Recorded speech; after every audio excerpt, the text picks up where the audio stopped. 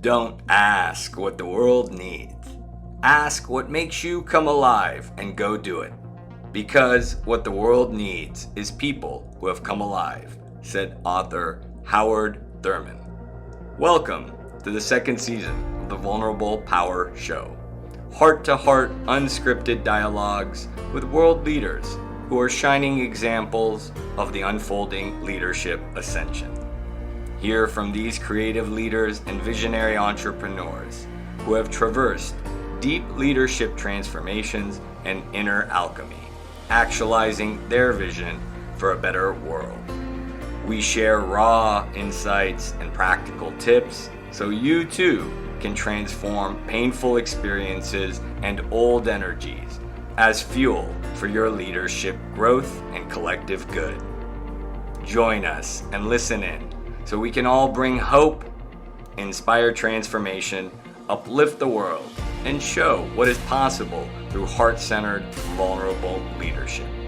As Margaret Mead, anthropologist, once said, "Never believe that a few caring people can't change the world. For indeed, that's all who ever have." Welcome back, everybody, to another episode of the Vulnerable Power Show.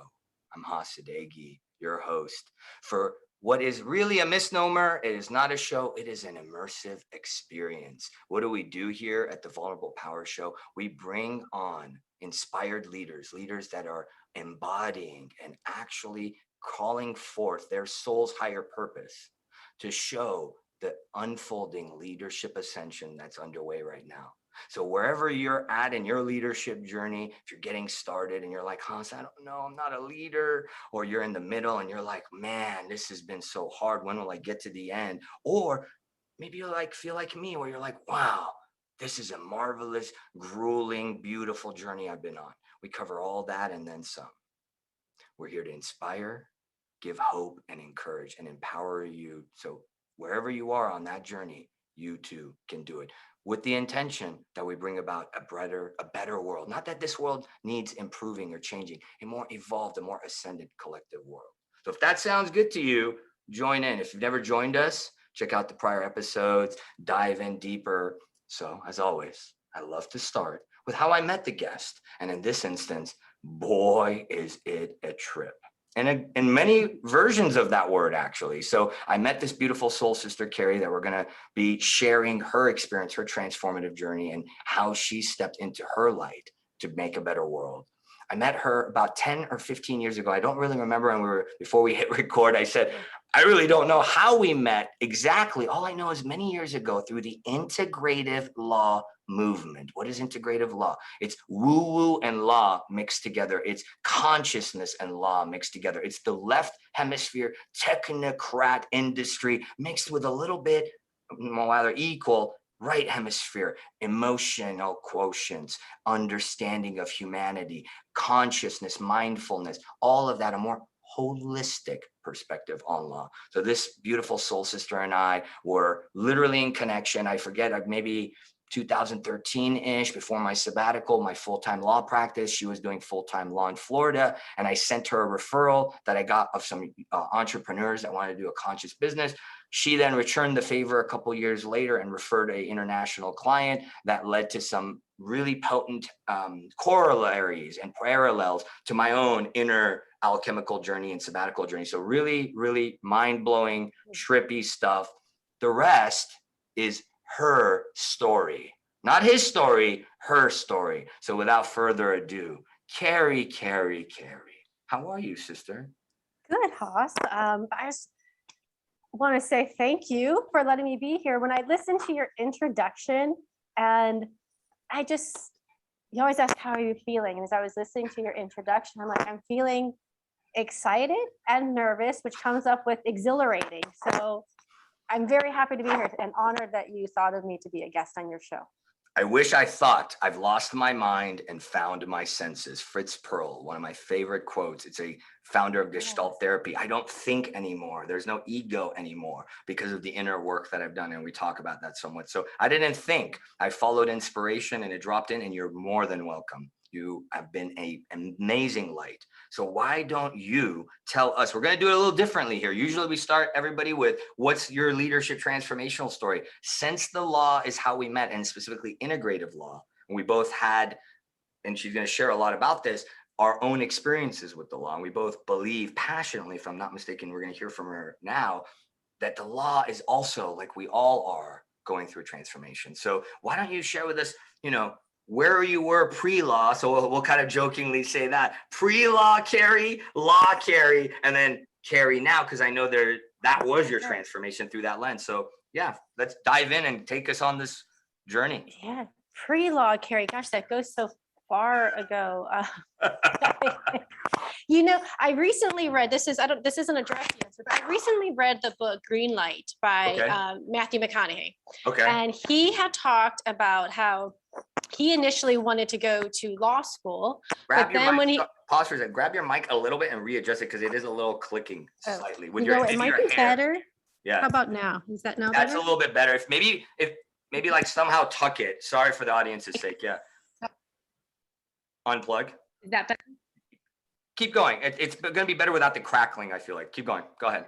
We're live, folks. We hit record and we jump in. It's improvised. So go, Kerry. I love it. This is okay. Matthew McConaughey. Yeah, you sound good. I was reading his book, Green Light, and he had wanted to initially go to law school, but when he was at university, he changed to, no, I really want to be an actor. And he followed his dream. I didn't know that. And switched it. Yeah, switched from pre-law, or switched from wanting to go to law school to becoming, I don't know if it was acting, or I think an acting major, and then pursued that dream, and it worked out for him.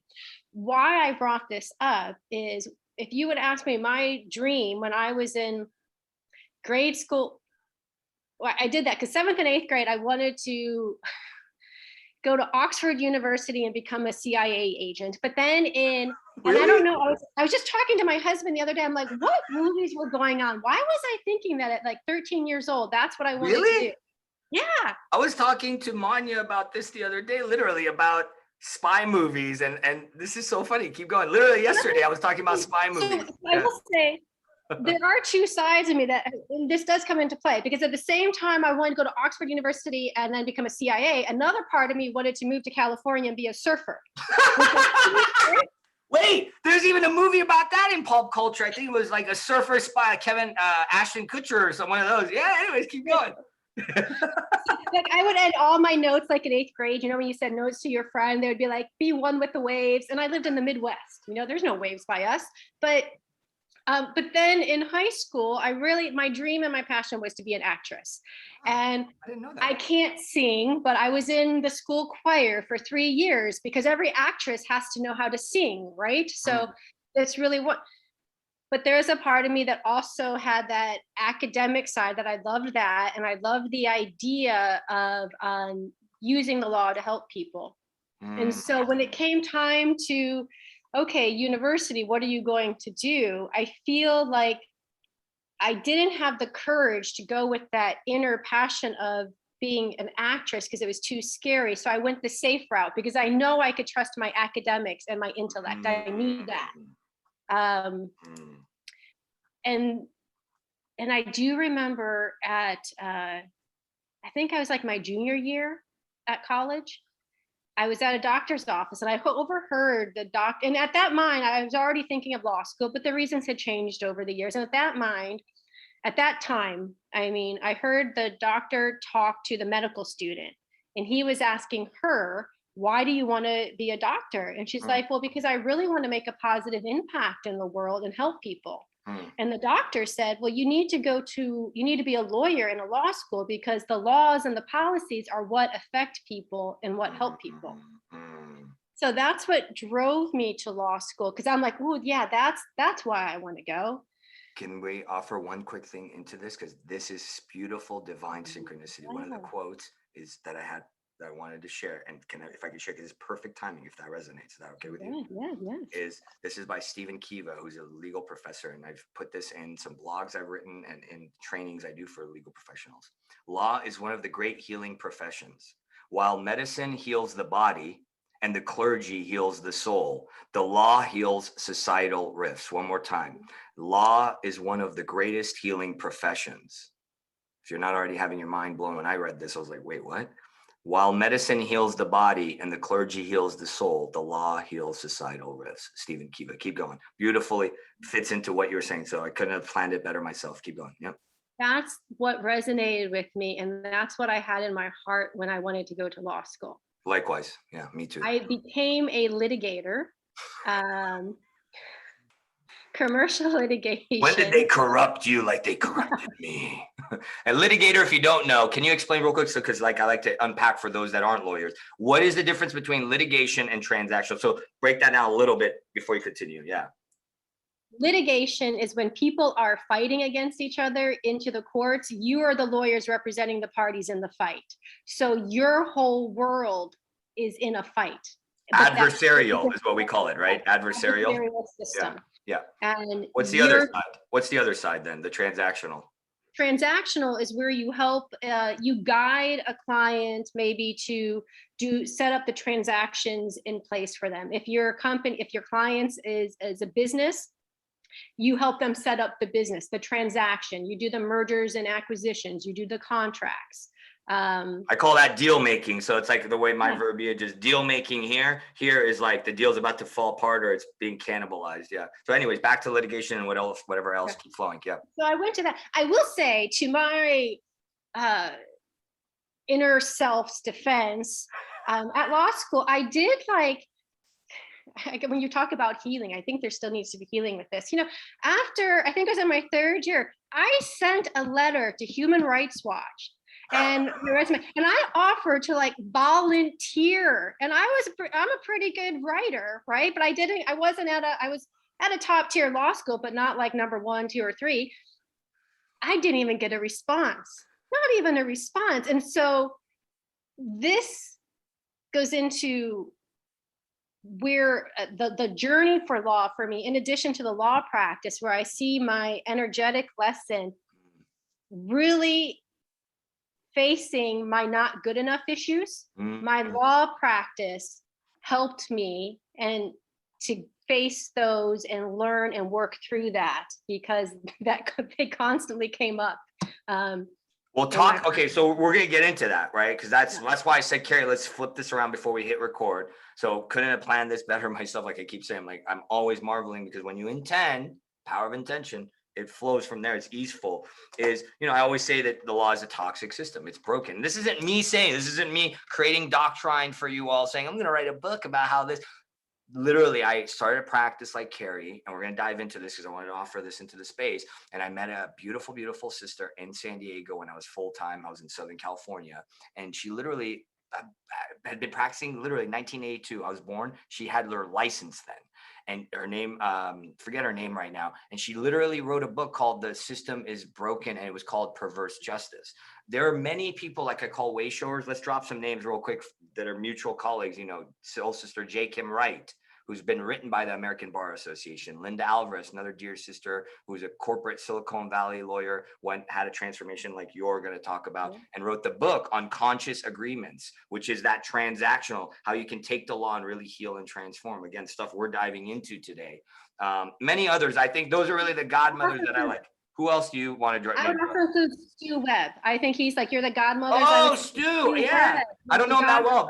Bring out the masculine. Yeah. Stu Webb. Who else? Anybody else that comes to mind for the audience to check out? J. Kim Wright, Linda Alvarez, Stu Webb. It's STU, if I remember correctly, right? WEBB, right? 2 B's. Yeah. Right. So if you guys and gals watch, we love you. Thank you for all you've been doing.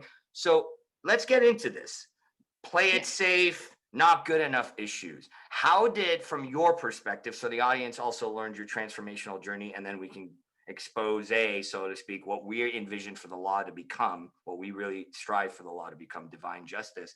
What were the not good enough issues? How was the law pressing against those issues? How did it mold you? How did that further your inner alchemy? In terms of what's wrong with the law. So talk to me about how what's wrong with the law actually helped you. Yeah. Well, I guess, law school itself is pretty competitive, which competition by itself, I don't think is negative or bad. It's how you are with it. And sometimes I thrive in competition. And in that experience of law school, I would say I met some very dear friends who are your lifelong friends because you go through that experience together. Same thing as in my practice of law. Boot camp. It's like initiation. Yeah. But litigation, again, we're in that adversarial fight.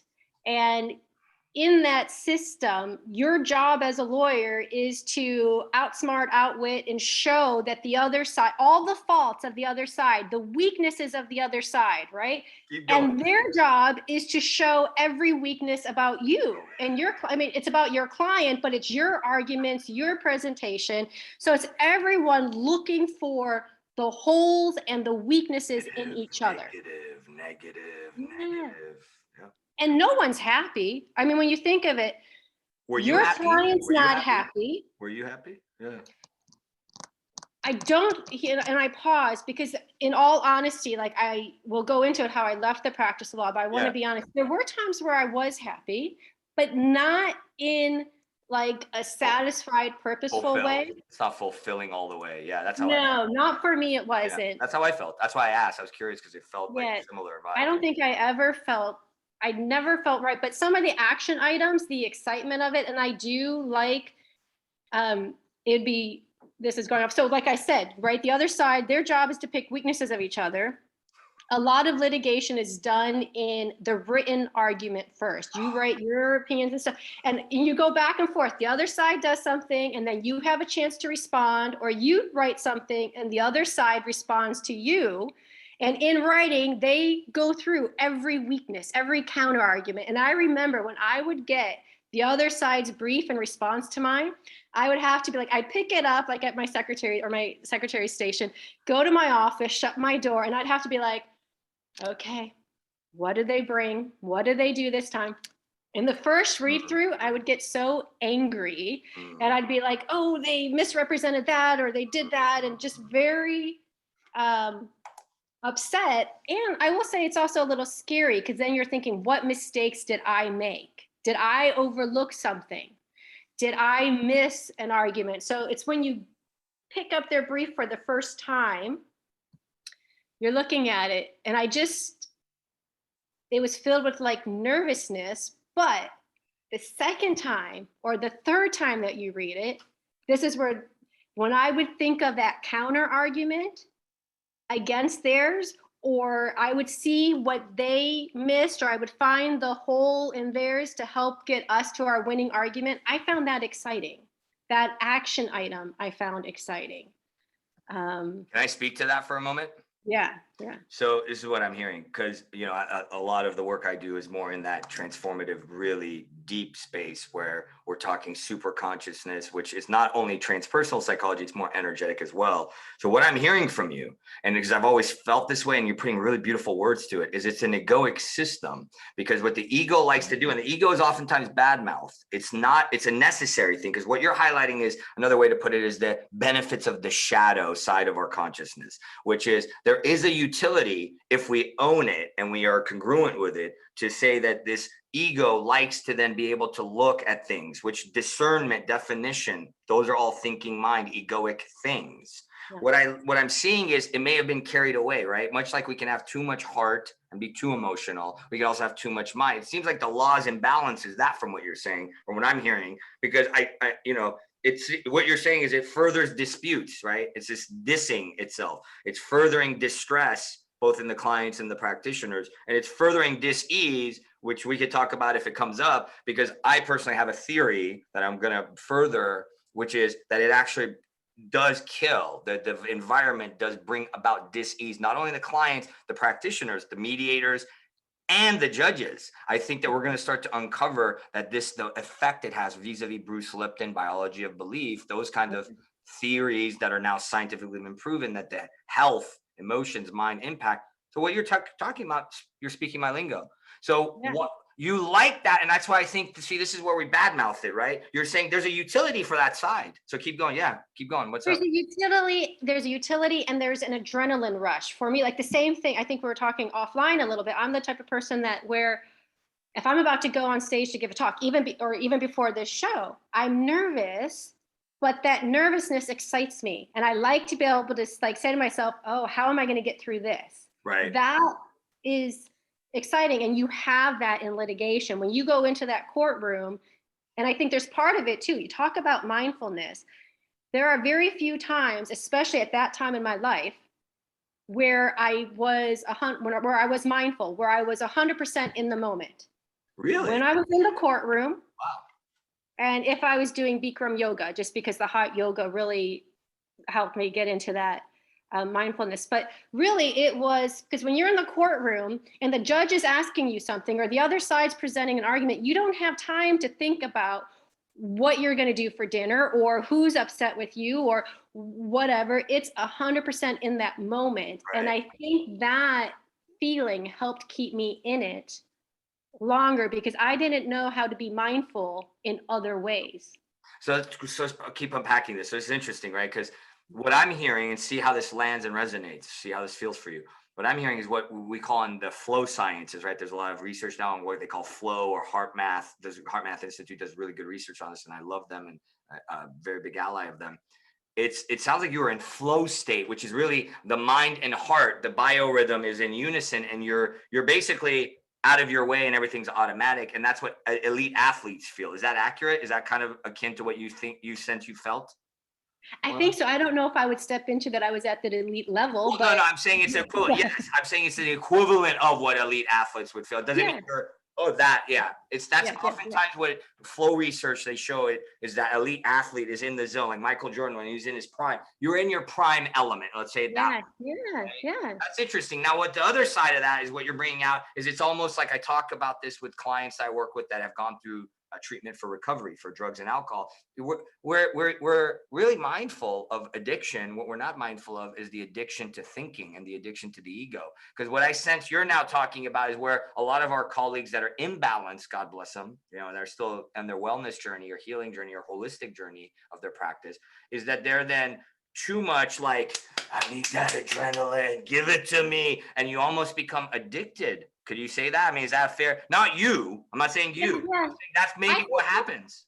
Yeah. I think it does happen to some people. And I would say for me, I think where it goes back into that not good enough, it was if I can prove myself in the courtroom and if I can hold my own in a room full of very smart people, then maybe I can show that I'm good enough, right? Yeah.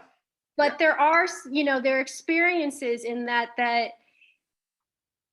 when we talk about the toxic side, and different firms and different practices are different, but We're not generalizing. We're not generalizing. Yeah. This is not there are amazing firms and legal. This is our belief that these are the learning points for the industry. So thank you for doing that. Yes. Yeah, disclaimer from the lawyers. We love you all.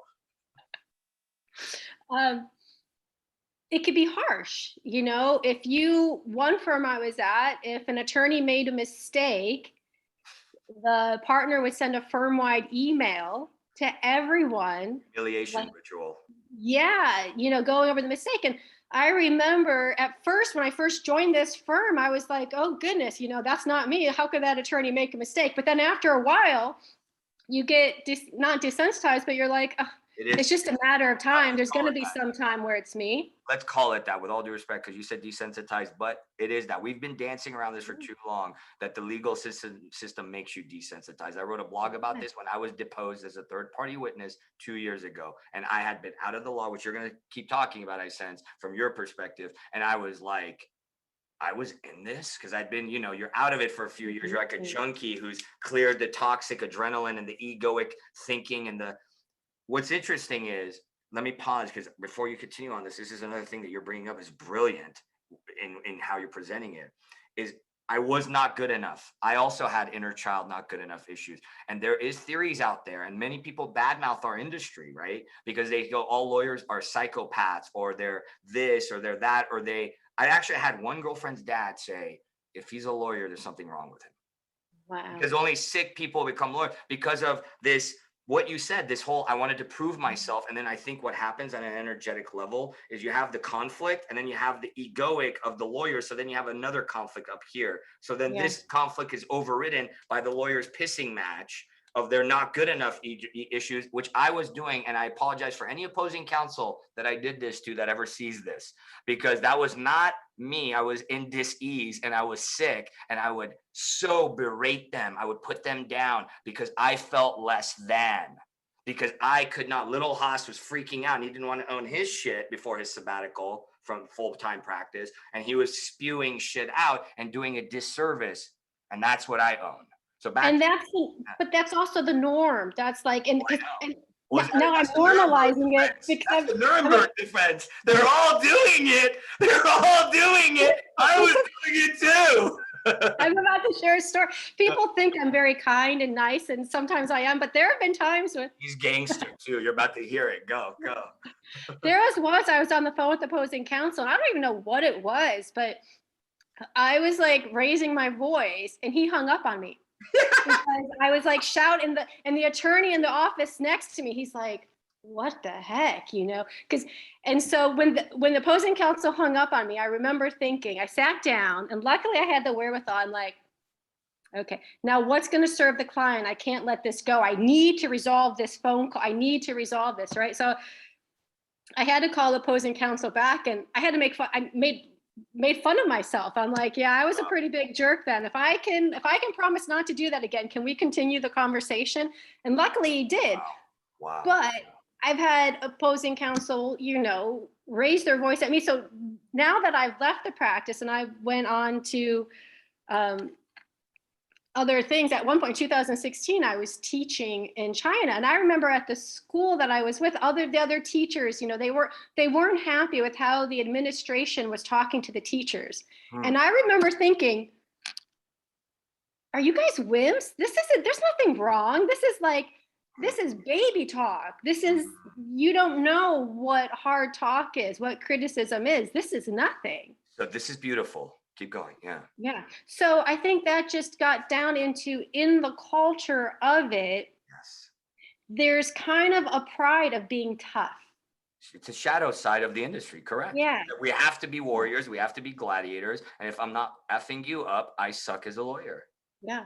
Now, I will say this again to the defense. This is, as people are, some of the smartest lawyers that I've worked with, if I ever needed help now, who I would call are the ones who I think aren't dealing with those not good enough issues. They are, even if they're not in the integrative law movement, they're integrated in themselves. They have that, I don't have to belittle the other side Bingo.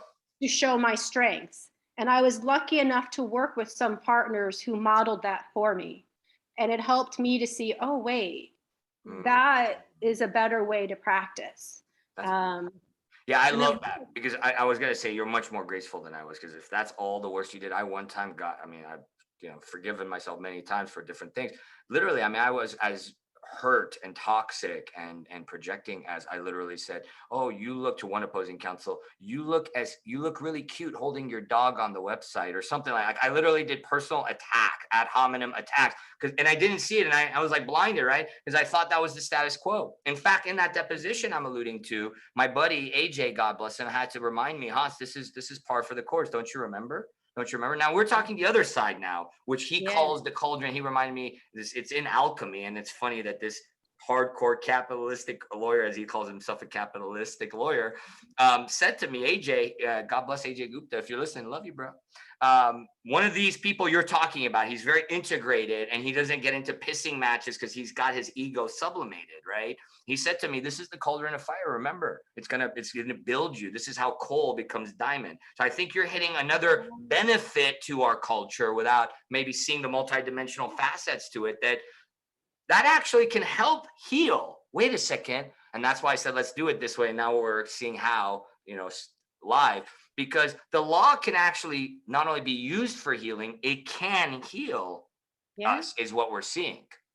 I am seeing that. And I want to go back. I do want to go there. Yeah. But I want to show a little bit. Go back still. Yeah, I know we're jumping around, which is I just want to show a little bit about the toxic side to show how there's a different way to practice law and what I'm seeing. Please do. Yeah. Inspiration. Thank you. So in litigation, for example, when I say like people are playing games, sometimes some attorneys view it as games and they're fine with it. But for example, in one litigation I was at, the court has rules. You're supposed to show opposing counsel. If you're going to rely on a case, our local rule was you had to give it to opposing counsel 24 hours before the hearing. The hearing is when you go in front of the judge and you argue it, right? That's our local rule. I'm a rule person. I always followed the local rules. This one case, And if you're going to like show an exhibit or any documents, you're supposed to give it to opposing counsel Notice. 24 hours, right? Notice, fairness, It's, process. it's not supposed to be like, you know, the wild, wild west of surprise. We want to win on law and analysis, not gotcha. But this one case I had, it was like a span of 4 years. Every hearing, the other attorney never gave me his cases the day before. And then so much so, like I would, and so I'd get into the habit, I would send emails. I was about to say his name, so-and-so attorney. Do you have it? Are you relying on anything tomorrow? Oh, no, nothing. Okay. In the morning, as we're waiting outside the courtroom, do you have anything that you're relying on that you can share with me? No, I'm fine. As we're sitting in the courtroom, now it's like 15 minutes, right? Before the court, are you relying on anything to get to me? No. The judge now calls us. We have to stand up, and we have 5 seconds to stand up to get into the, you know, the center of the court. This attorney then says, okay, yeah, here you go.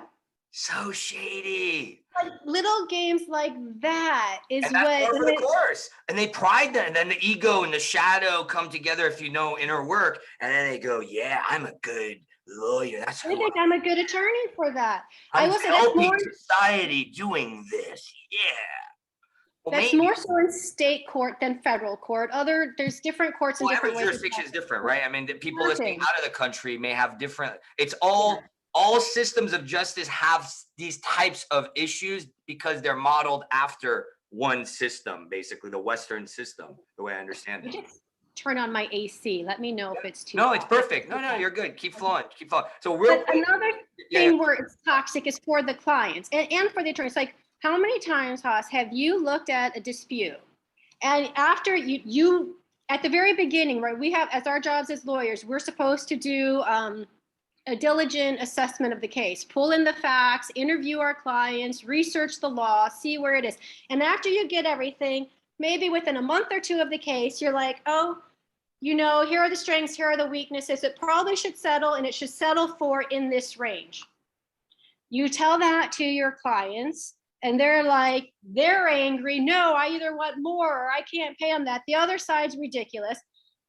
3 years later, after they fought each other, after they had, you know, when the lawsuit's over them, they can't really, and I know there's been studies on this, when parties are involved in lawsuits, even if it's in a business, it detracts from the rest of their life. It creates a stress and anxiety that layers over everything that they do.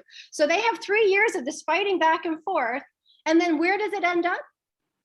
Within that range that you assessed and recommended, like within 2 months. And I just got tired of that. And I remember talking to one of my partners, the partner who I work for, so like my supervisor, about this. And he's like, Kerry, sometimes people need to do the dance. They need to do the fight. Okay, hold on. This I have to vehemently interrupt for a second.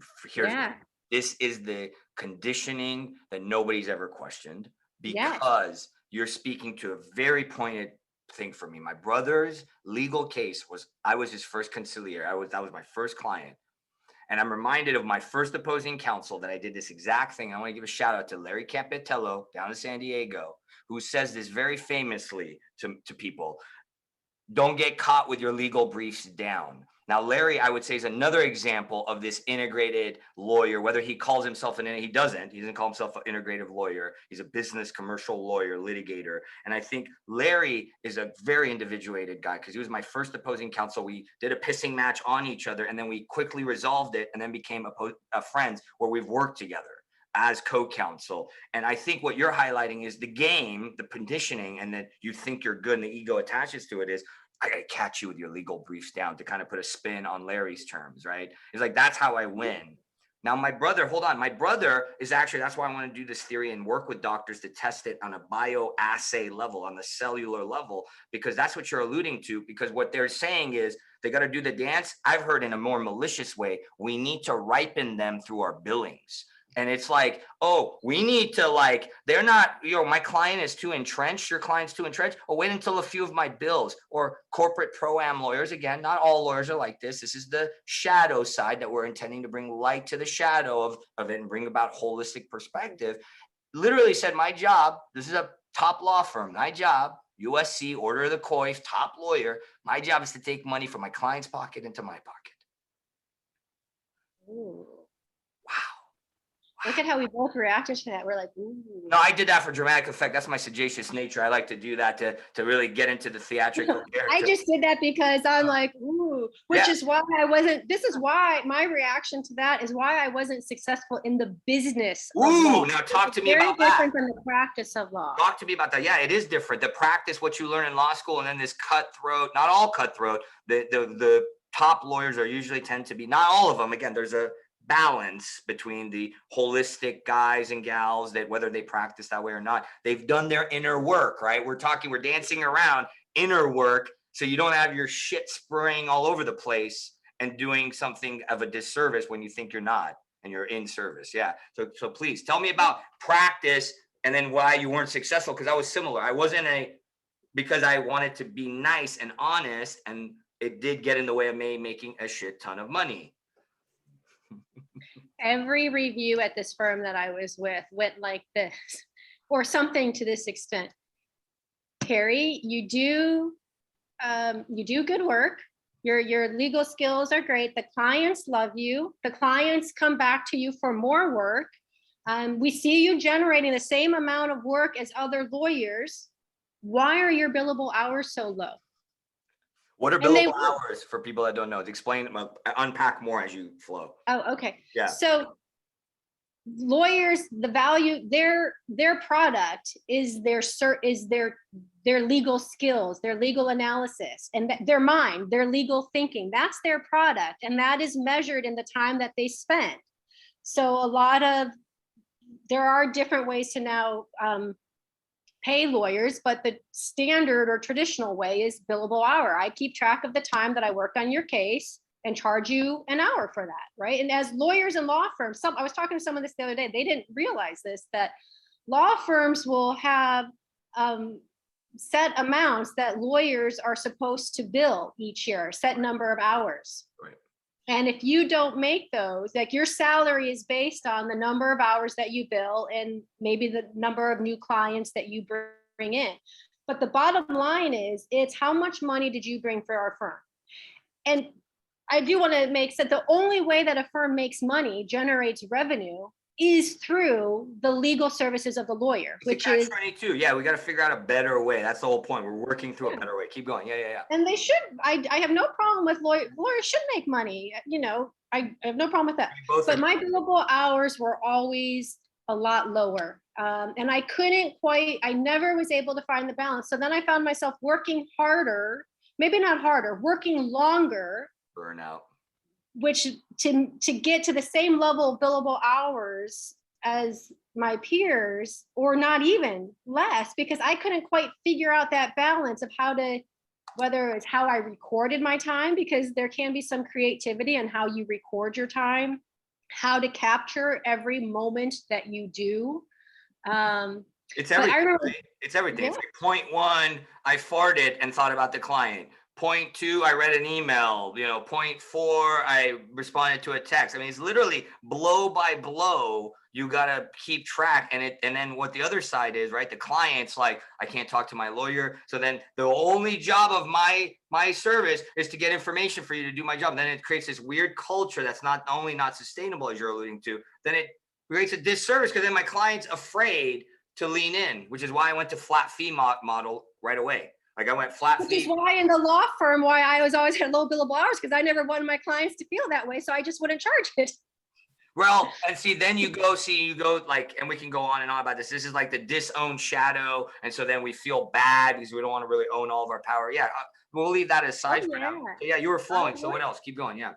So just to give you an idea of how important the billable hours are, there was one year, I think I wasn't, even when I started the firm, I think the common at that time was like 2,000 billable hours a year. I never could do that. So when I started with that firm, I think I negotiated for, I'm not a 2,000 a year attorney. How about 1,800? And let's have my salary reflect that.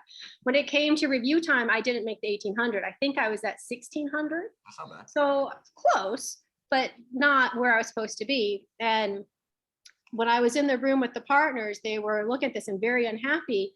And I remember I'm like, my main boss was like, you said you were going to make this and you didn't. What are we going to do about this? Very angry. And I said, you know what, you're right. I did promise that and I didn't. So if you, in a matter of fairness, if you want to adjust my salary on a pro rata basis to what I did make, I can understand why you would do that. That makes sense. Sounds fair to me. He got furious with me. He pounded the table. It's like, no, I want you to want to make more money.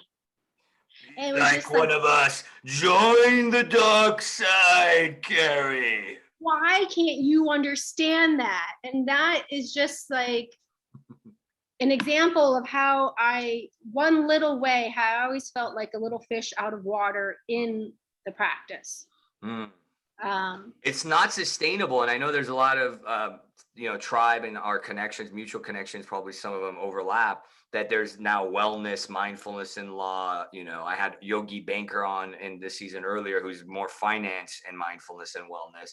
And we're really dancing around the sustainability of the practice. It's not sustainable and nobody's questioning why.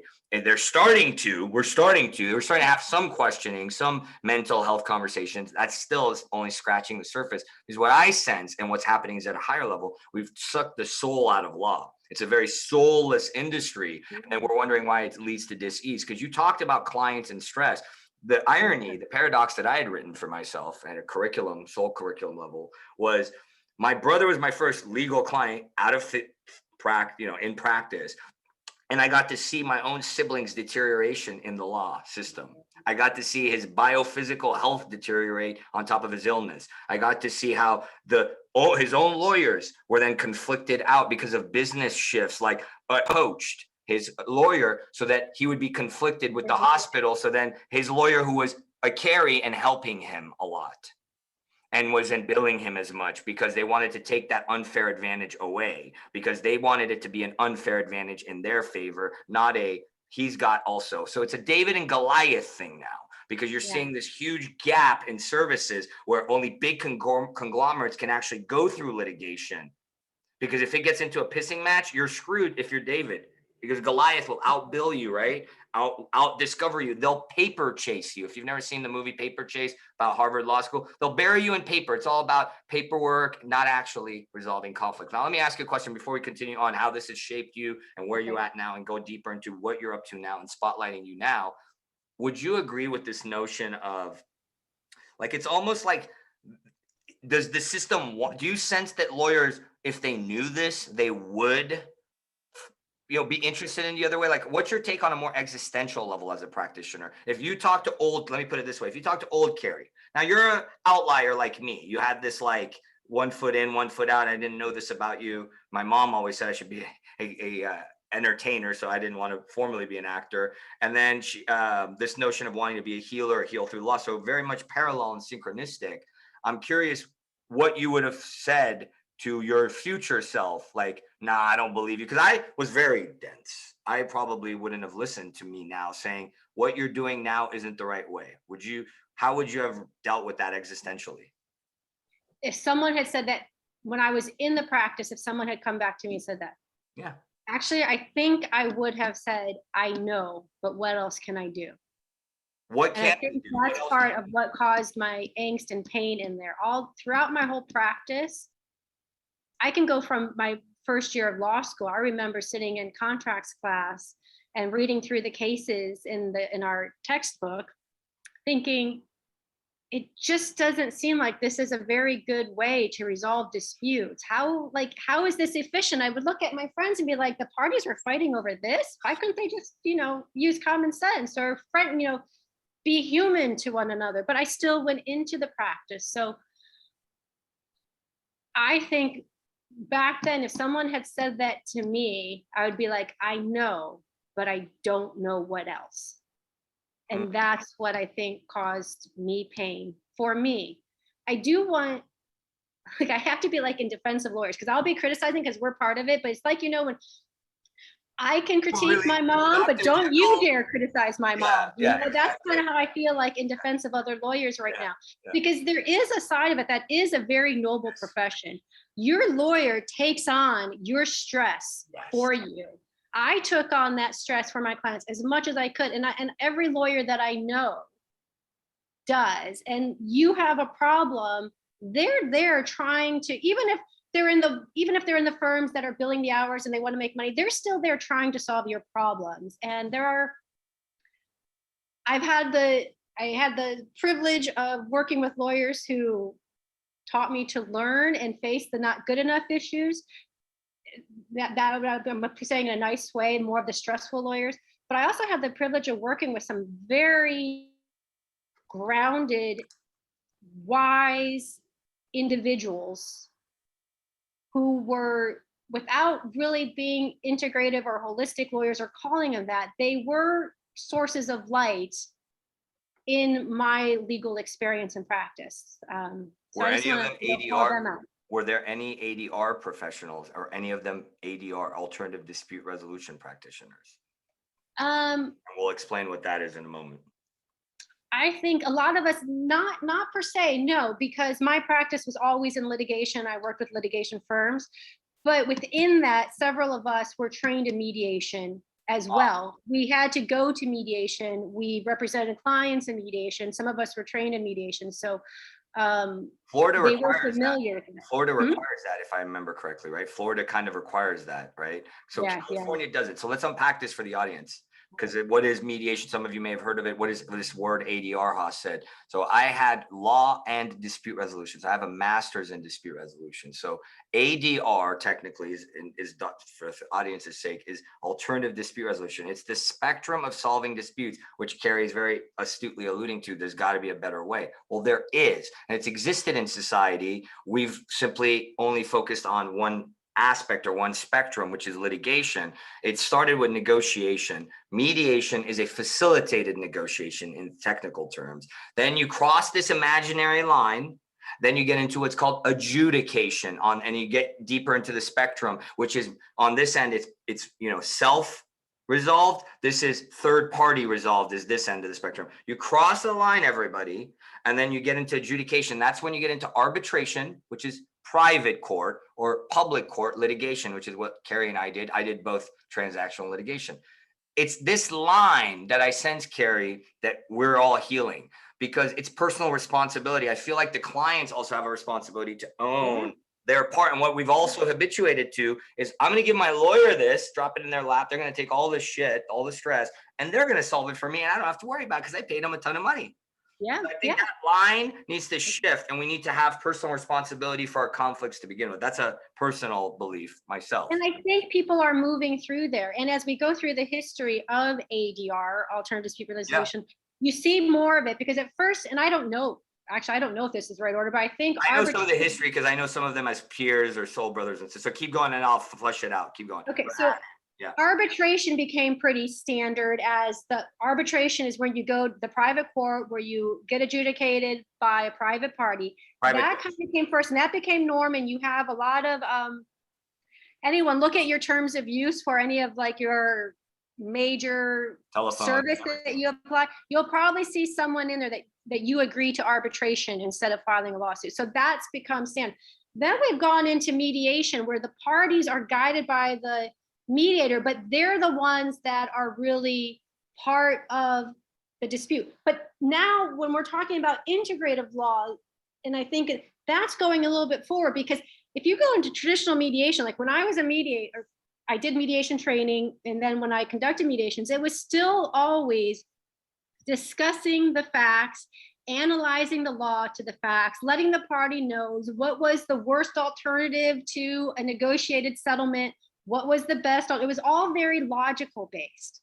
And sometimes you would try to tap into the feelings of the other side, but really, I hate to say this, but a way you would try to find like the weakness of the other side that you can poke through to get to your So let's talk position. about let's unpack even more what Kerry's saying. So then this is, if I'm hearing you correctly, when then mediation gets weaponized. Is that what you're alluding to in this? Yeah, Okay. yeah.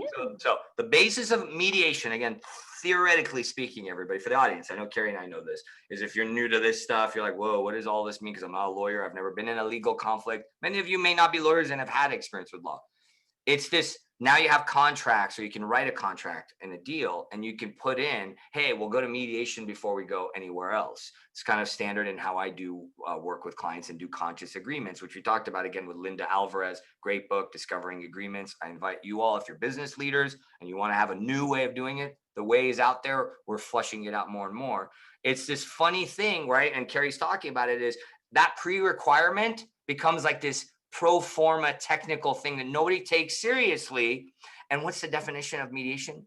Good faith, third party facilitator resolution. So we've now, again, the system has kind of gotten warped. Unfortunately, we weren't all intentional, and then it became unintentionally warped. So then now people go to mediation. They don't really care. They go there. What can I unearth? How can I catch you with my legal briefs down, with your legal briefs down? Yeah. And then they walk out and they don't want to settle. And then it's now mediator soul brothers and sisters out there now have to figure out a way to then, how do I do this? Yeah. And I think they have, where through the evolution is one other thing about mediation, which is a nice thing when it's, be aware that it can be weaponized, but it's also one of the few times that the parties can speak directly to each other as opposed to through their attorneys. And sometimes Tell us about this. Tell us about this. In litigation, because I was gonna interject, and I've already felt like I've interjected too much, because as you know, we're both excited about this. Do the parties in litigation ever meet, Kerry? Is there ever in that paper back and forth? Do you ever go, hey, let's get our parties in the same room together to meet? Not very often. Not very often. Is it encouraged or discouraged? Discouraged. It's in mediation. How nervous would you get when the mediator wanted joint session, which is to start with everybody in the same room? How nervous would you get as a litigator? Okay, other lawyers would get very nervous. Less nervous. Yeah. They would get, or less nervous. They didn't like it. They didn't like it because they weren't sure. Yeah, why? They weren't sure if their clients would say something that could negatively affect the case. So they were trying to manage egoically that layer again, right? They were trying to apply their pride was in play, and they were like, what if they fuck up my case, which is really my case, right? It's kind of like it becomes their case. Their client's conflict becomes their case. This is mine. Mine. Well, because the lawyer's there for you're there to protect your client, but at the same time, you don't want to do something to also hurt. You don't want to commit malpractice. What if the client's hurting themselves? Hold on, let's go slow. What if the client's hurting themselves? What if the system is also part of the breaking is that the clients don't know any better and the consumers are asking for pain? And then at what point this is where there's a great book. So I love Ken Cloak, another shout out, Ken Cloak. I would call him like one of the poobahs of mediation. If you listen to this, Ken, thank you for being you. Peter Robinson, who inspired me to even go into this at Strauss. God bless him too.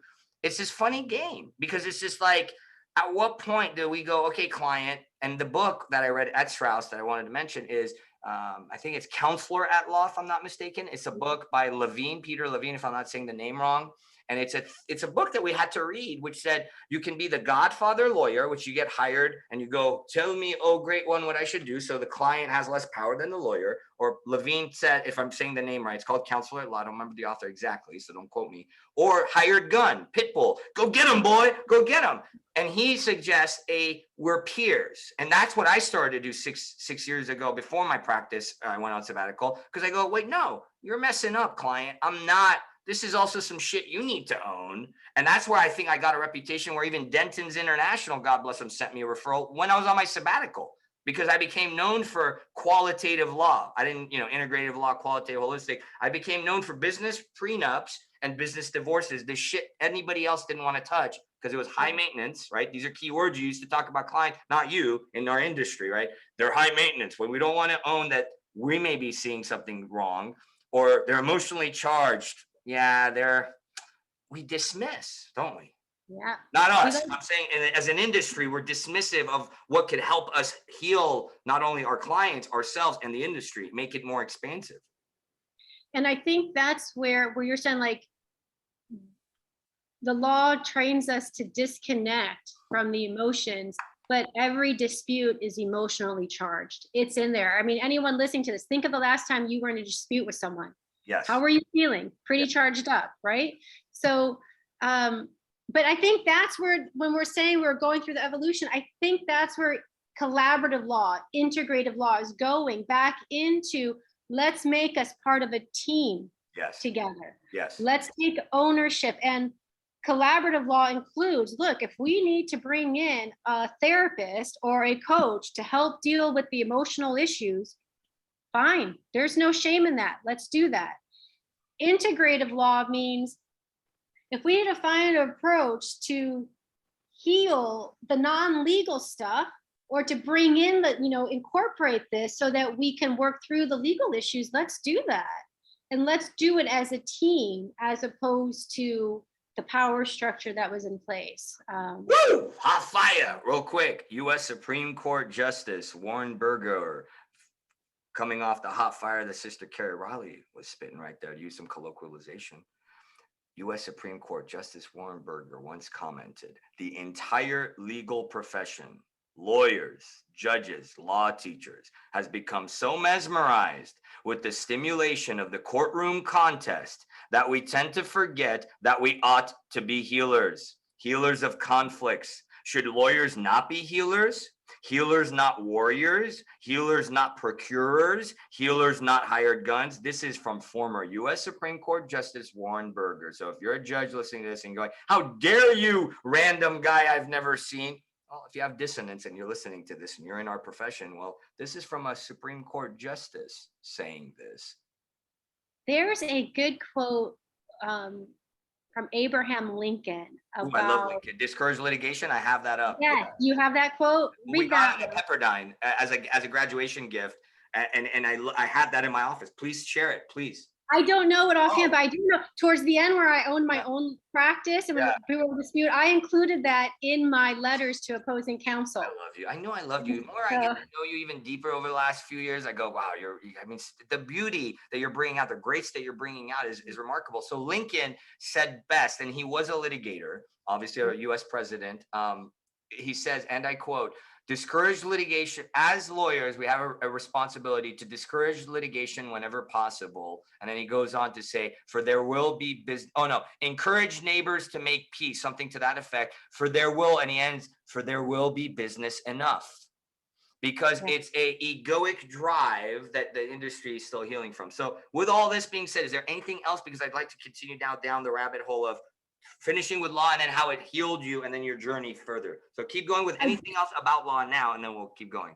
I just want to talk about the integrative law movement. And please. Yeah.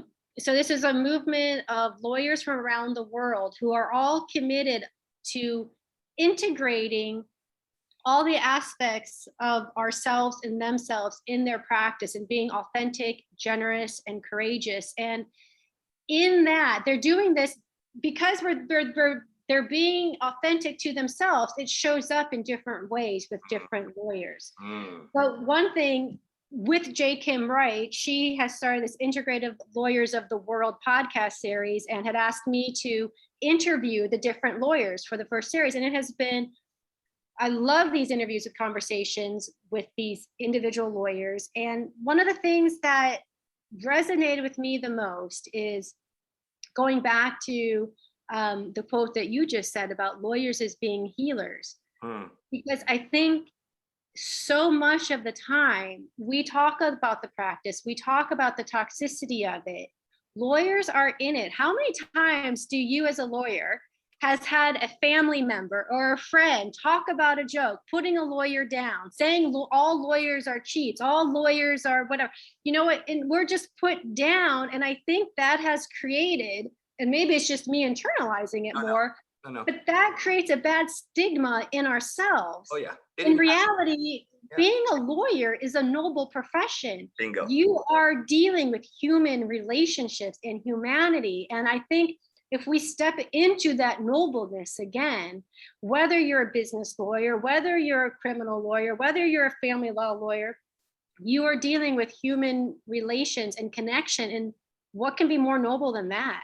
Beautifully said. You got to be a whole person to treat a person as a whole person. And literally part of my tagline in lawyercal, the branding that, is kind of birthed through, is to revive the nobility of the law, because it was and is still bringing that light back to it, reviving, resuscitating its essence, right? Because lawyers were healers of society, right? And that's very beautifully said. I think you touched on it really beautifully, because it does, it's this team effort that's happening. There's a lot of people out there. There's recently met Geraldine Johns-Putra.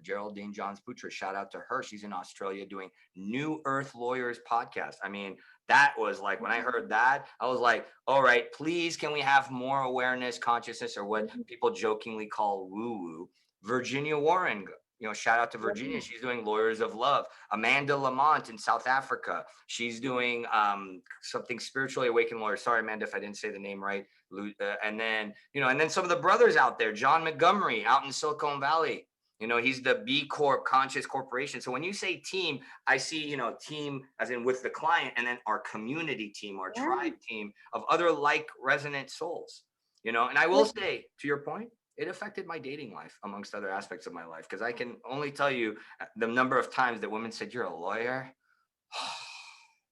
It was like immediately, like it was meant I was a charlatan, or I was going to be like a rapist of some sort. Yeah, I was like, I'm a con artist. It was like, I'm not joking, I'm being serious. It was like, and then the irony, what stung for me in the past was I was actually a nice guy. I consider myself not that lawyers aren't nice people. Like I was like, no, I'm one of the good ones. Like I kept having to say, no, I'm one of the good ones. It was weird. I actually had branding. Sorry, real quick, last one. I had a soul sister, Tiffany, say to me, oh God, this was a few years ago. She said, you need to put in your branding, you're an honest lawyer. I swear to God, Kerry. She's in HR employment. Yeah. I think like the Florida bar, I'm not sure about your bar rules. The Florida bar would not allow that. What, not allow what? The honest lawyer? Put the word honest. Why? That's funny. Why? That's weird. Why? And I'm not 100% sure with the advertising, generally speaking, but there might be some, there are a lot of restrictions on how lawyers can do that, because that's creating a characterization of yourself that can't be tested and verified. And so there might be a restriction on like honest. And so when I opened my own firm and I had to like start doing advertising or thinking about advertising, there are so many restrictions on what lawyers can and cannot do. Some lawyers flagrantly don't care. This is a funny story. I remember there was one in Tampa, there was a firm in Florida who I remember listening to their ad on the radio. And after hearing it, I talked to a friend, I'm like, that can't comply with Florida law rules. How did they just get rid of that?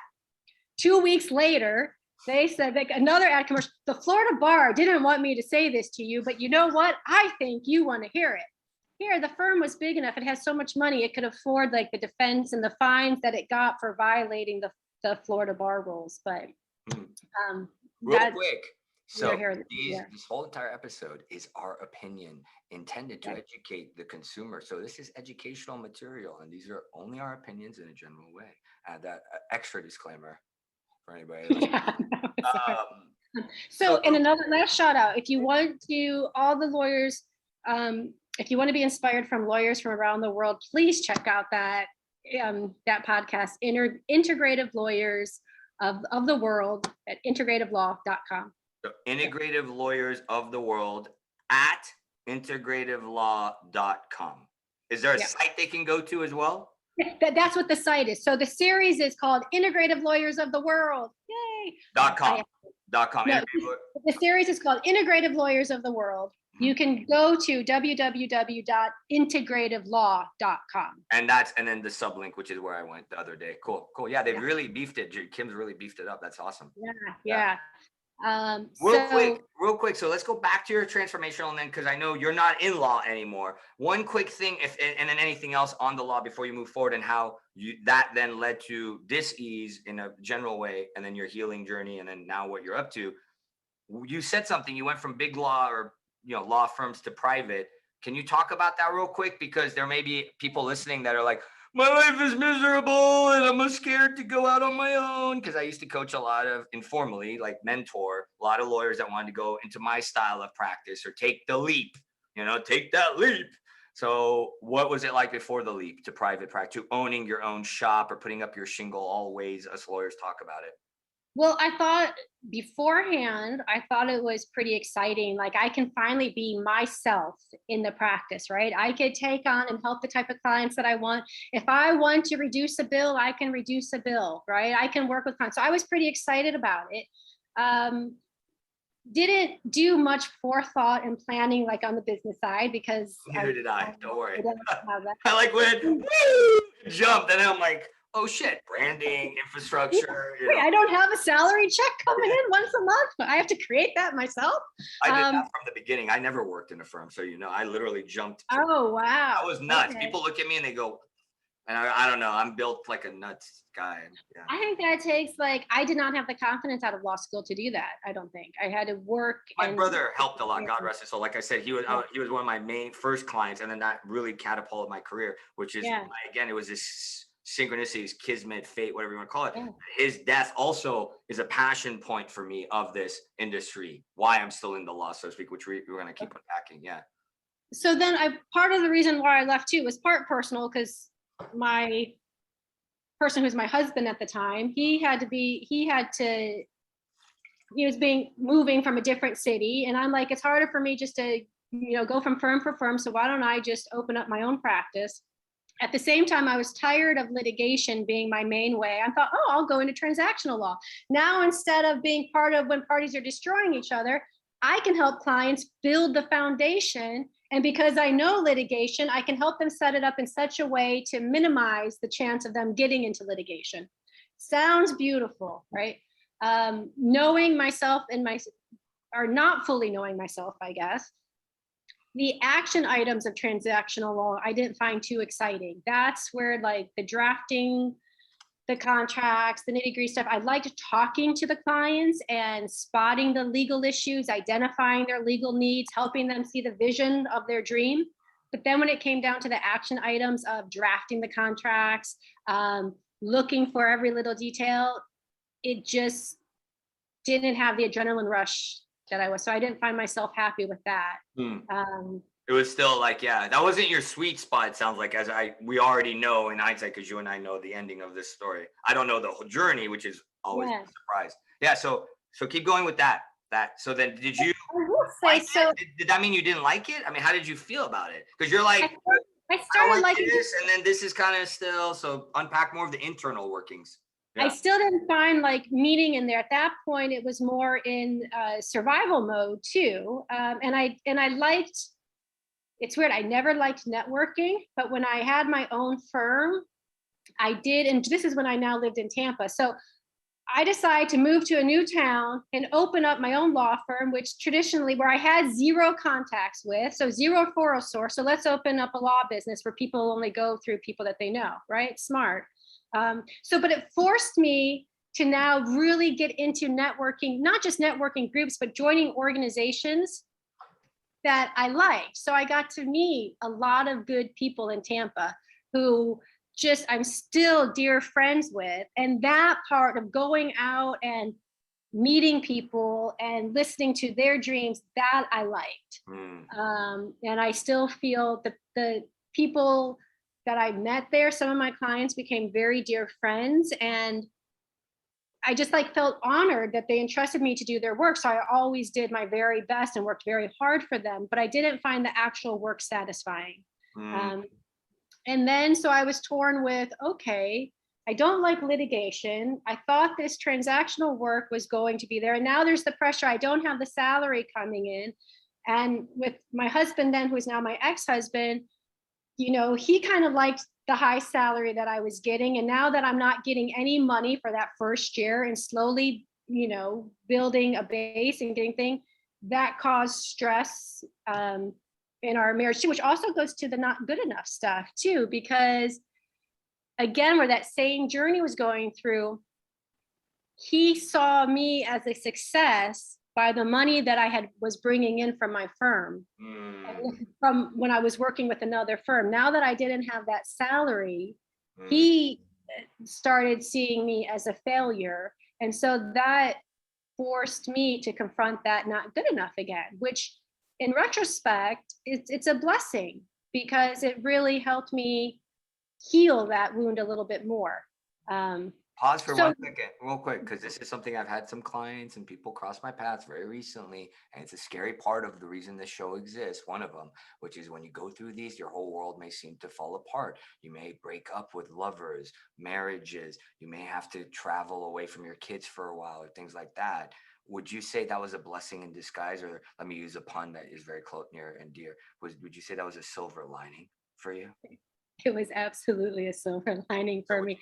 What a nice transition, as we'll get to in a few moments. Yeah. This is Well, what tips would you give? So real quick, that when their world is falling apart, because now you see it happen for a reason. When you're in it, you're like, holy cow, right? I'm getting a divorce. What the fuck is going on? Haas, help me. Like, Haas, if I'm going to have to do this, my life's going to fall apart. I can't do this. Oh my God, it's a catch 22. So what assurances, what tips, what can you tell the audience from that falling apartness that you can reassure them, inspire them, or encourage them from your own, hey, I made it type of an experience? I think that's it. Take a breath Mm, and just know you'll be okay. Even if you don't believe it, because I didn't then, even if you don't believe it, tell yourself, I'll be okay. mm, And even just say that. And I'll share, because what happened to my transition out of law is bring it. in I think November of, together, this weaves together yeah, perfectly. Yeah. yeah. So November of 2012, Mm. I had my fifth pregnancy, ended in my fifth miscarriage. So, and I was 38 at the time. Oh, my age. So, yeah. My age So, so 5 miscarriages and the last one being at the age of 38. The writing is getting pretty clear. You're not going to be a mom, right? now. A year later, or a year and a month later, is when my then husband, on January 1st, 2014, said, I'm done. I literally left that day. The divorce wasn't final until a year later, or a little over a year later, but it was, I'm done. I, just left. And so there was, I refer to it as like the two losses Mm, were like the proverbial loss that broke the camel's back, the straw that they were the straws that broke the camel's back. And mm, here I was, my ex-husband then, we moved to Tampa for him. I had no contacts. His family was there. I had some friends because I was doing the networking, but no, I had people I could call for business lunches. I had no one to go out with in the evening. I had no friends to go out with in the evening. He left. Here I am with this firm struggling with, now I got to do this. This is my only source of money on this firm that's just really getting its foothold. And looking back, there's a part of me that is thinking, how did I manage? I remember there were some days where I didn't even feel worthy to sleep in the bed. Like I remember being in a huddled on the bedroom floor. And just, it was a weekday. I probably should have been at the firm. I should have been doing some work. Somehow I always managed, if there was a client deadline or a client needed me, I was able to do it. mhm. Other than that, You put work over you. I mean, that was my imbalance. I had to at that point. I didn't have an associate that I could do the work for, that could do the work for me. I didn't have a secretary. My firm was me. So I was able to do that. But as soon as I got the client work done, I was a shell of myself and I was on that bedroom floor. Yeah. Um, Because all the and energy, you're speaking to my story. I mean, I really respect you for bringing this forth, and thank you for your candor, because loss makes you appreciate. Loss brings the contrast. My brother's suicide and tragic passing in 2015 led me to wake up to my own dis-ease and distress, which, as many people have heard, my experience with it. So that's really beautifully put, Kerry. I really appreciate that and resonate with that. well, I think where you say where the silver lining is it forced me to, that fifth miscarriage and the second marriage ending in divorce. It was very clear that family, being a mom, wasn't going to be my purpose in life. Family at that, what I imagined family to be at that time wasn't going to be my purpose. So it better be my career. And for the first time, I was really got honest with myself. I'm like, but the practice of law sucks the life out of me. If this is all that I've got, I can't, it's not, I don't have anything else to give me meaning. And this practice of law is all that I got, and it's not doing it for me. So it's beautiful. Soul sucked out of the profession, not intentionally. It's a matter of industrialization and other systemic. Yeah. So then you're like, put my all into the work, and then still there's no soul. Why? Because the Venn diagrams don't overlap. Because of this, this goes back to then, we're full circle what we've been talking about this first hour of, integrative, holistic, and all of that. And it's very beautifully put, because here's what you're really saying, which I love and echoing, which is what I thought was me isn't really me. Everything you thought needed to fall apart. We're back to unhealthy egoic mind thinking, when who you really are can't come through if you keep thinking you're this. It's almost like trying to squeeze possibilities through a keyhole, and then the energy won't go through. That's really what we're saying at an energetic level. That's beautiful. Yeah. If it wasn't for that loss, and if you look at things now too, like if it wasn't for, things are lined up for a reason, right? Because of the networking that I did in Tampa, I was part of this women's, I don't know, was it a woman, like a women's entrepreneur group that was facilitated by an executive coach. And there was solely, like, when I was like in the darkness, a couple of things that happened to me during that time that really helped pull me through. One was, as I was part of this entrepreneur group, the coach had us all like, share your dream and vision, and we're going to workshop it together around the table to help you get there. And meanwhile, in this time and space, I felt dead. I just felt dead. And so the only thing, at some point, there was a glimmer of, I want to travel around the world. I have no money because I had What year is this glimmer? This would be middle to end of 2014 is when it first started. So 2012, you got on your own, things start to fall apart. You're now at 2014. Yeah.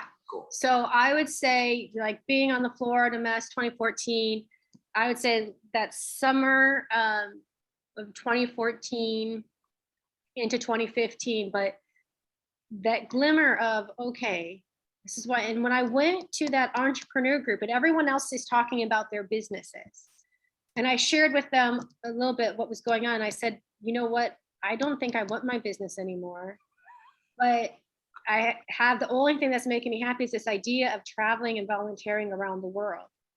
This group didn't say, oh, that's a pie in the sky dream, you need to be practical. This group didn't say, well, do you have money for that? And when I said no, they didn't say you can't do that. They said, okay, let's find a way to make it happen. Share with us. We want you to present this to us. Share with us what you want, and we're going to support you in that.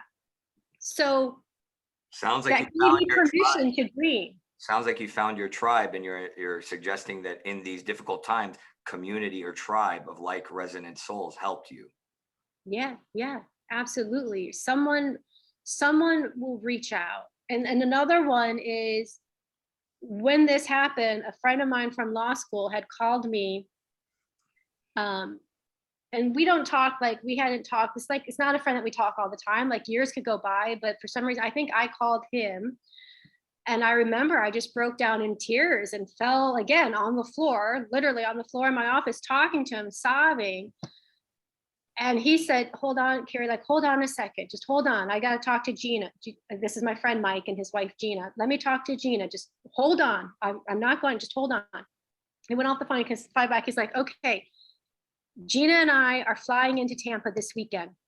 Hang on, we'll be there this weekend. They lived in North Carolina. I lived in Tampa. They had 3 kids. It was Mother's Day weekend that weekend. They dropped what they were doing and they came. And so someone saying, hold on. And so this is at a point in time, and when I felt so utterly unlovable. It was my second divorce, second husband saying, you're not worth me even trying to save the marriage. I'm done. It's out. things are twisted at the time, but there's also, when you go into that unlovable space, like babies choosing not to be born in me, there's all this that is coming up. But when a friend and his wife rearrange their very busy, hectic lives to come visit you, how can you say you're not lovable? Yeah. Or when they your just soul brother, showed you. or when your soul brother says you need to be on this show because you are a world leader, whether you want to butt and yet and just all over it. Little inside joke that some of you in the audience may catch. So you had this beautiful synchronicity that you're now articulating to the audience. I sense that you had to allow the support in too, that you couldn't kick and scream and resist it, which I was doing. So if we're complaining, I want change and transformation, woe is me, and then we're pushing those that are getting close away or getting afraid of intimacy, or because it did push your buttons, right? Because it sounds like all of this inner stuff comes up, and that's, again, we're back to transformation. So I honor you for sharing all. So where did that take you next? So unpack the silver linings that started to unfurl. I closed up the law firm. It took like a process I closed up the law firm. Same with me. It's like you're like 2015, I made my announcement in Provisors, my C-level networking advisory group.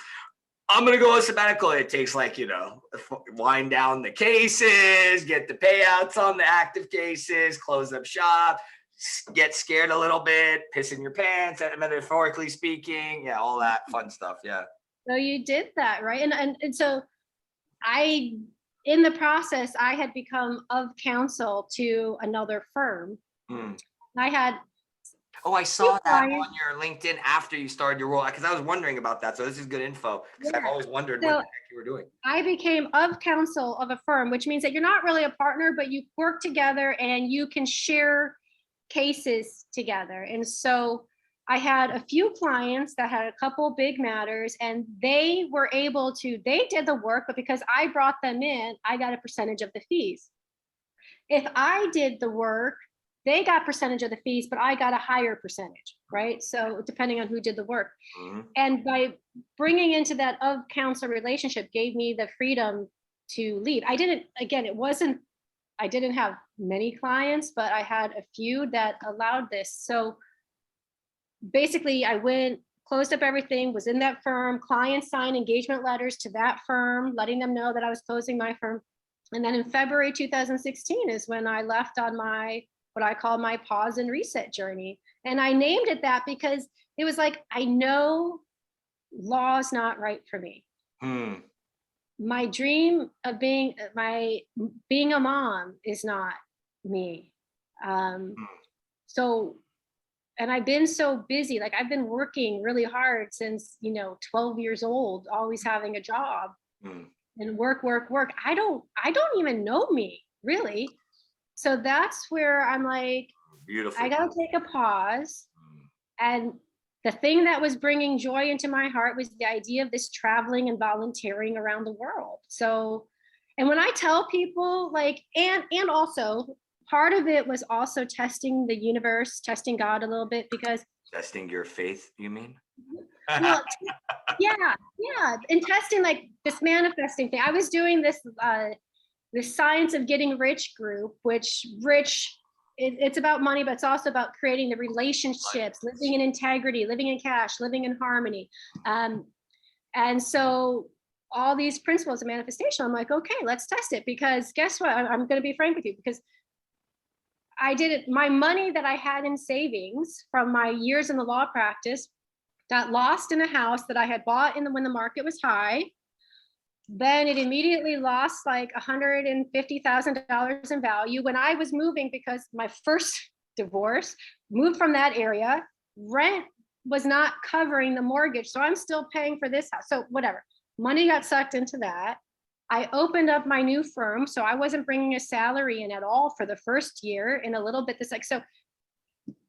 How can you receive with a clenched fist is what keeps coming through, is what you're demonstrating. Okay. Ah, Which is a Buddhist Tibetan type thing. yeah.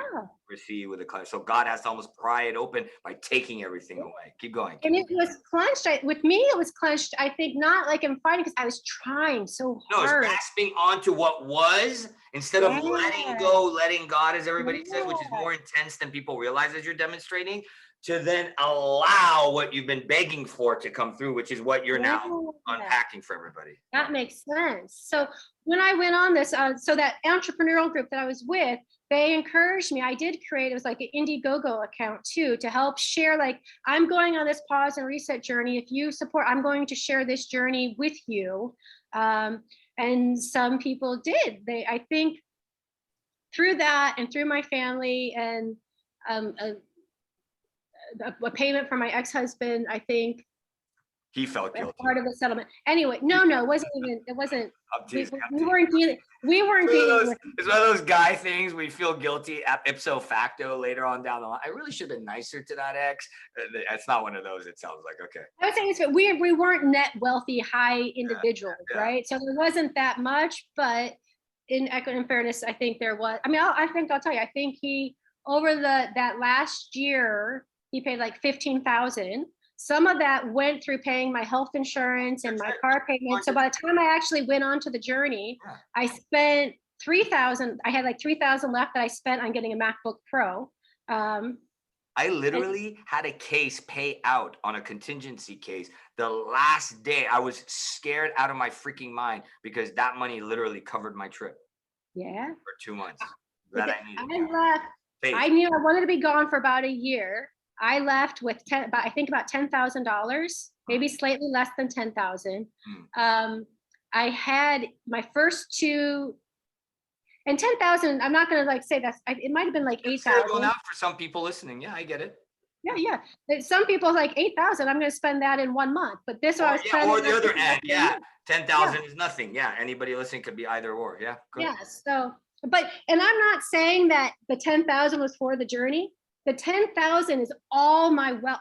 That's all that I own. That's all that I had in the world. It wasn't that I had like a nice savings account with money and this was just my travel money. No, all that I owned, all that I had was $10,000. And I went on and thankful to the people who supported me on Indiegogo and my family. And so I had 2 places set, India and Thailand. And now it was also where I'm testing the manifestation, trusting the universe. I was testing like my goals and my intentions are this journey is for me to reset myself from a theme of loss to a theme of joy. And I want to find a way to be creative and use my skills in a way that serves me. That's what I want by helping others. So that's my intention, universe. Right.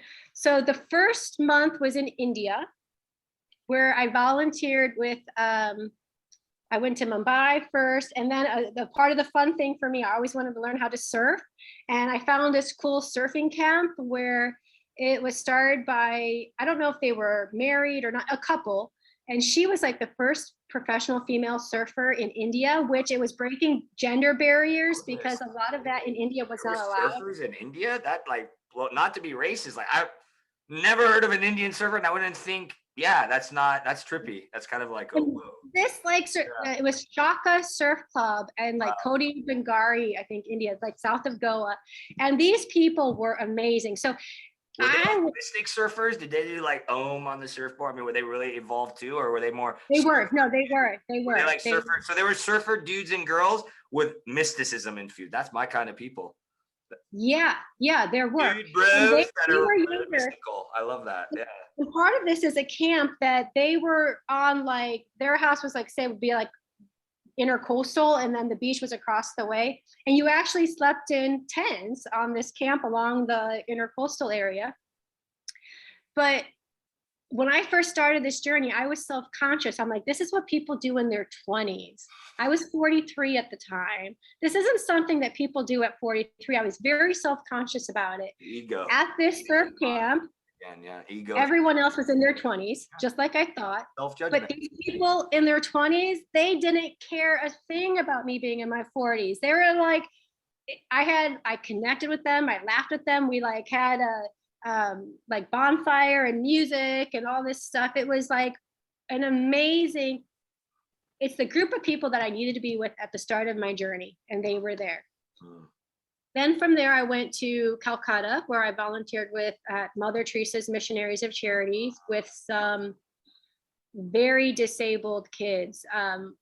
And they have, Mother Teresa has a couple different houses. There's some that I know, I've heard of this. They're very bad, like bad conditions. Yeah, God bless you. Yeah, and it was, and so you can choose. They ask you as a volunteer, where do you want to go? Do you want to help like the elderly? Do you want to go help this home for like homeless people, this home for children, this home for disabled children? And my response was, just send me where you need me most. That's where I'll go. And so they sent me to this home with disabled kids, and they were so sweet, but very disabled. There's this one, when I say disabled, like not being able to walk, not being able to hold themselves up. Deformity. I know, I've seen this center you're talking about. I Yeah. don't know how it rings a bell. A few years ago, I've seen it. Yeah. And there was like another volunteer was a doctor from South America. And she's like, if these kids were in another place, a lot of them would have trach tubes because they have trouble swallowing and breathing. And this one experience, so you feed them at lunchtime with kids that can't hold up, can't swallow, and they're asking you to feed. And there's one kid I'm with, you're trying to feed him and he's choking and I can't get the food down and I'm supposed to help. He's crying, I'm looking at the sister, I'm like, please help this. And finally she comes in and the sister helps. The next day, when I went home, I was just so incredibly sad because I'm like, how, and scared because you're afraid this kid's going to die because you choke them because they don't know how to swallow, or they can't swallow. And the next day they paired me up with the same kid. And I was so scared, but finally I was there we finally got through into it. And on my last day there, it got better and better each day. On my last day there was a little break and they're just playing music and he's in his wheelchair and he's holding my hand. And like, as I'm playful and I'm like dancing out and he's like moving his hand to like dance with me and then come back in. It was Grace. Just really the sweetest moment. That's grace. It sounds like God gave you, universe, source, whatever you want to call it, your higher self gave you an experience to show you are good enough and that you're not going to overuse your power. Wink, wink. Yeah. So and next? Not to give up, because the sisters were like, I wanted to give up. And the sisters were like, oh, no. Because there were other kids that weren't as bad as this one. But the next day, this kid's your kid again. You want to listen carefully now and unpack that these can be multidimensional lessons, that she could be referring to us as leaders, and the children metaphorically are our clients or those we're here to serve. And if Mother Teresa had given up the first infant that was struggling and had a hard time, then Mother Teresa would not have been Mother Teresa. And that's why persistence, as Scott Robinson said, that's why wax on, wax off. So beautifully put. You had to go back and you had that strength of heart, that heart-centered grit. That lion of God is what they call Jesus, right? So there you go. You have a lion, you have a heart of a lion, so to speak. So what happened next? Unpack. So how did the silver linings continue to unfurl? Yeah. So from there, I went to Darjeeling with someone who I had met volunteering with Mother Teresa. We went to Darjeeling together, which is on the foothills of Mount Everest. And has some great tea that Persians love. Yeah, it is really good. Darjeeling. It was such a sweet town. And and then from there I went to New Delhi and then took a day trip to see Taj Mahal, which Taj Mahal is one of those places, like the Grand Canyon, really photographs can't really capture the Grand Canyon.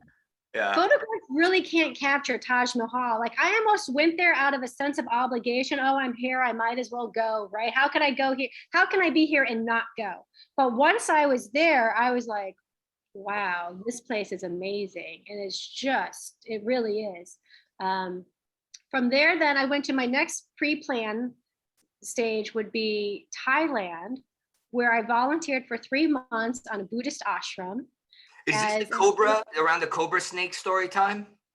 Or the snake story? Didn't you have like a snake? Oh no, the snake story was at the surfing camp. Real quick, tell us a snake story before you go continue back. So we're going to real quick, because I don't know why it popped into my head. So share with the audience, because I don't really remember. I remember you telling me, and it's popping in to ask you to share it again. Yeah. I'm petrified of snakes. There's fear of snakes, and I don't want to minimize other people's fear, but mine is like a petrified. Like I will, situations where it's impractical that snakes can't be there, I'll see something across the room, I'll like panic, oh my God, it's a snake, and I freeze. And I remember going on my journey, I was like afraid that I even had my sister, because I'm going into places where there's snakes, right? And I'm worried that my fear reaction is going to cause the snake to bite because I'm not calm. So my sister practiced with rubber snakes with me before I left on my journey. She sat like across the room with some rubber snakes and like slowly got closer to me. And even with that, I couldn't let her get closer than 15 feet, because even the rubber snakes, it's just like, they scare me. You, even when you get close to the real thing. So I'm at the surfing camp, and another girl, and it's just her and I, we're sitting at the picnic table, and all of a sudden, like through our, like I said, we're in the sand area, the beach is behind us, we're in the sand area, and then the intercoastal is in front of us. A huge snake, I'm going to say at least 20 foot long, about this thick, just goes right through us underneath the picnic table where we're at. And I just jump onto the table, and I'm like petrified. And we see the snake go into the water. And I remember feeling like, okay, I'm okay. Yeah. But that night, when I went to sleep in my tent, the whole night I was just like petrified, like, what's that? What's that? And then this was the only night that this happened. A dog, like their dog that they had that was very friendly, was walking, because I was so petrified that night, and I'm praying for like help, and like I'm so afraid. This dog was like being sentry around my tent the whole night, and I could hear that it was the dog, and I felt, because I know that dog was safe, and like it would sleep right by the edge of my tent on the outside and then just walk around and just help me feel safe that night. Sounds like you had a loyal dog companion to help you keep the snake medicine at bay. And another little secretive thing for those that are following along and know. All right. So you're back in Tibet, Buddhist monk. Buddhist monastery, if I remember correctly. I'm in Thailand. Thailand. I said Tibet. I want to go to Tibet and the Taj Mahal. So I'm like, knock on wood, I'm so PB&J. I'm like, oh man. Keep going. So in Thailand. So this was also prearranged. So how this happened is, before, when I'm still in Tampa planning this, I had told one of my friends, I'm like, I want to go on this journey. I want to volunteer with people who are doing good in the world. I don't know anyone, all I know is I want to volunteer with people who are doing good in the world. She's like, you know what? I know someone who knows someone in Thailand who's doing this wonderful programs, like teaching English, but as part of engaged social service, helping, empowering leaders of the Southeastern Asian community by helping them improve their English skills so that they can be more social servants, social leaders, right? And so her mentioning, so another thing what you said, what do you do when you're stuck in that place? Share your dreams with people, because they can help provide the solutions for you. My friend's friend put me in touch with the director of this program. And this program was the transformational part. This was where I got healing. I felt loved, I felt safe, and I got clarity of purpose. In the day-to-day, I'm living in a forested area in Thailand on this English ashram. There's not hot water. There's not, some places have AC, some places, like some parts of it, the classroom had an AC in it, but your individual cabin that you slept in did not. And I taught English there, but the program was so much more than English. That's all I can say. And I was in exchange for me tutoring, my room and board was free. I participated in the Lessons for Everyone, which was a lot about empowerment and being authentic and healing, right? And dealing with social issues about climate change and economic inequality. Keep going. It's like you're echoing the themes of the show you're on. It's like beautiful. Yeah. And they were doing that we're using English, we're teaching, helping you improve your English, but our materials are about all these topics and helping you. And it was just, you just had a sense of community there. The participants age range between 25 and maybe 50. They were from parts of Southeast Asia, and just a real sense of community where I have some of like lifelong bonds with people from there. And from there, I'll talk about where I got the clarity. Like I didn't quite know like how to crystallize what I want, but I knew then I wasn't going back to the practice of law. I knew then one of our workshops that we did was about how to make a positive impact and the different pathways to do it. And in that, it became clear to me, creativity is a way to connect with people. And creativity is a way that, and that's what part of what, in my practice of law, my creative side didn't get to be used. I used to have this creative side. I wanted to be the actress. I wanted to be like this, the right? hemisphere, right? And let's tell the audience, the right hemisphere, law is heavy left hemisphere. So it atrophies that energy in a way. Keep going. Yeah. And I wanted to, like, I think like, okay, my core self that I want is that creative side. And I want to use creativity for good. That's where I want to use creativity for good. Okay. And when you talk about things unfolding, after that, we had some family friends in Singapore. I went there. I had messaged them at the last minute. I'm like, oh, Thailand's not that far from Singapore. Could I come visit you and stay with you for a bit? And they said, sure. So I went there. And then from Singapore, I had always wanted to go to England. So I actually had a plane ticket to go to England. But the night before I was supposed to leave to England, someone who I had met in Thailand, who became a very dear friend,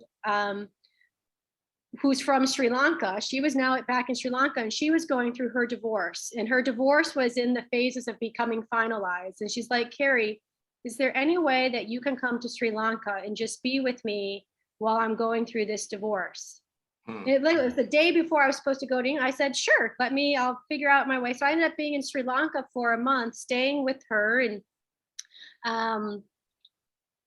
in there, it was just like resting time. We got to like our friendship, and just resting and being, I think, helping someone going through divorce because I had gone through it myself. So being able to do that.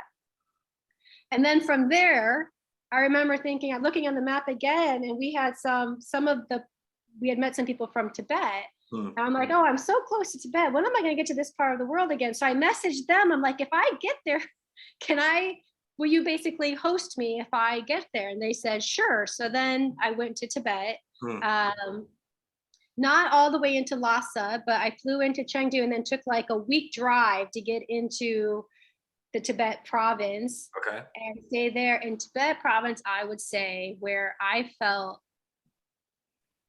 Thailand was where my transformational journey was. Tibet was my spiritual home. I just remember feeling like home, like in terms of spiritual practice and connection, and people just opening up for me. And then from there, I did go to England. So now it's getting, each phase of this, again, I'm now like out of money, but every time I was about to be out of money, someone opened up their home to me, or that law firm that I was of counsel with, they called and there was a matter that I needed to work on for a little bit to earn money right at that time. So I ended up staying from there. I went to England, stayed with some friends of my sister. I've never met them before. They opened up their home to me. While I was there, I'm like, I know I don't want to be practicing law again. So I started like taking the TEFL course to be an English teacher, an ESL teacher. But I talked to these people. I was like, oh, I really want to go to Scotland because I want to actually eventually get to Findhorn, which is an eco-village in Scotland. And so they said, you know what? We have a friend who lives in Scotland. Let me call him. That friend agreed, like hosted me for a week and like made sure I ate healthy meals. We went on walks together. It was someone who, and I remember at one point when I was there, this friend was very, I'm just going to say a spiritual being. He would go into his room and meditate and speak with angels. And I remember one night he came back. He's like, I keep asking myself and I'm asking my guides, why are you here? And the message that I keep getting is to further your healing. And the message that I'm getting for you is to continue meditate. And Oh, although, hold on, let's go slow. So yeah, you're going down the rabbit hole, right, Alice? You're coming from this square bear reality of everything is this. Now you're talking this. You're talking angels, spirit guides. Where did the audience go that there were the square lawyers listening? Okay, so let's bring you back. Let's bring you back. And so let's invite you into something here that perhaps everything you thought, like I said earlier, there's a greater realm to the realms around us. So how did human Kerry deal with what the F? I mean, now you may have had experiences, spirituality before. I mean, that sounds like what I met on my journey, right? Some of the people you introduced me to that tongue in cheek now makes sense around this time, how you met them. Because I was like, what? Starseed, other dimensionals, angels, what the F balls? As weird as I've always been, so how did you deal with that dissonance, that supernaturalness opening up around you? I was in a space of trust. I really was. And part of it was the work that I had done before. And I wanted to really test it. I want to just trust and be open and see what happens. Well, you had to And face the snake first, right? You had to face the shadow elements first, it sounds like. You had to let those fears dissipate, bring light of awareness, like we brought the light of awareness to the underbelly of law. So and there's still more fears, like in Thailand, back to snakes. Like I was in a forest in Thailand living. There are tons of cobras snakes. in that forest. There's snakes everywhere. Snakes are beautiful Yeah, energies. they are. Yeah. But So I'm afraid of them. So I made this pact, and other people, like the other people in the thing, they kind of made fun. But every day when I was in Thailand, I would say this. I would start my day with this. I'm like, snakes.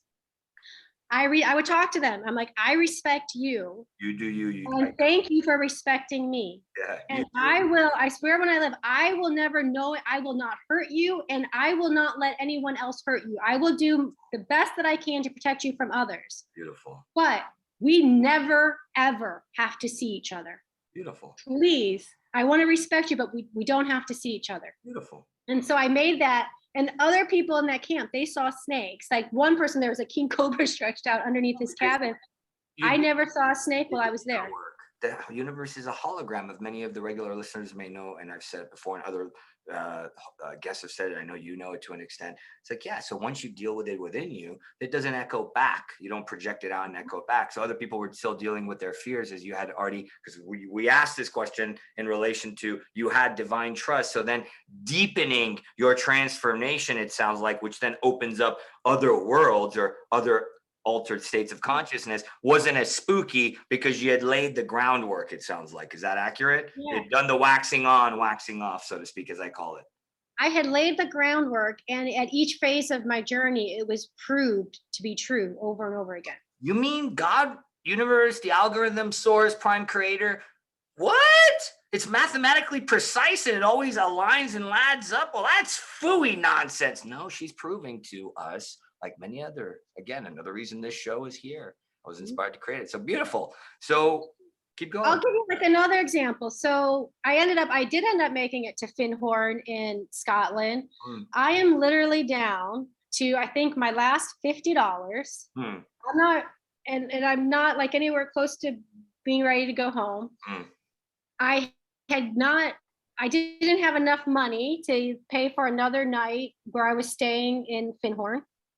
And so I'm thinking, okay, I always thought, well, it's kind of nice. Like here might be a good story. I had to sleep outside during my travels, right? Because the next day I was planning on going to, someone at that eco village introduced me to someone else who had like a Hare Krishna eco village that I was going to the next day to volunteer and stay with on their organic farm. But I needed something that night and I had no money for it. I did not have enough money.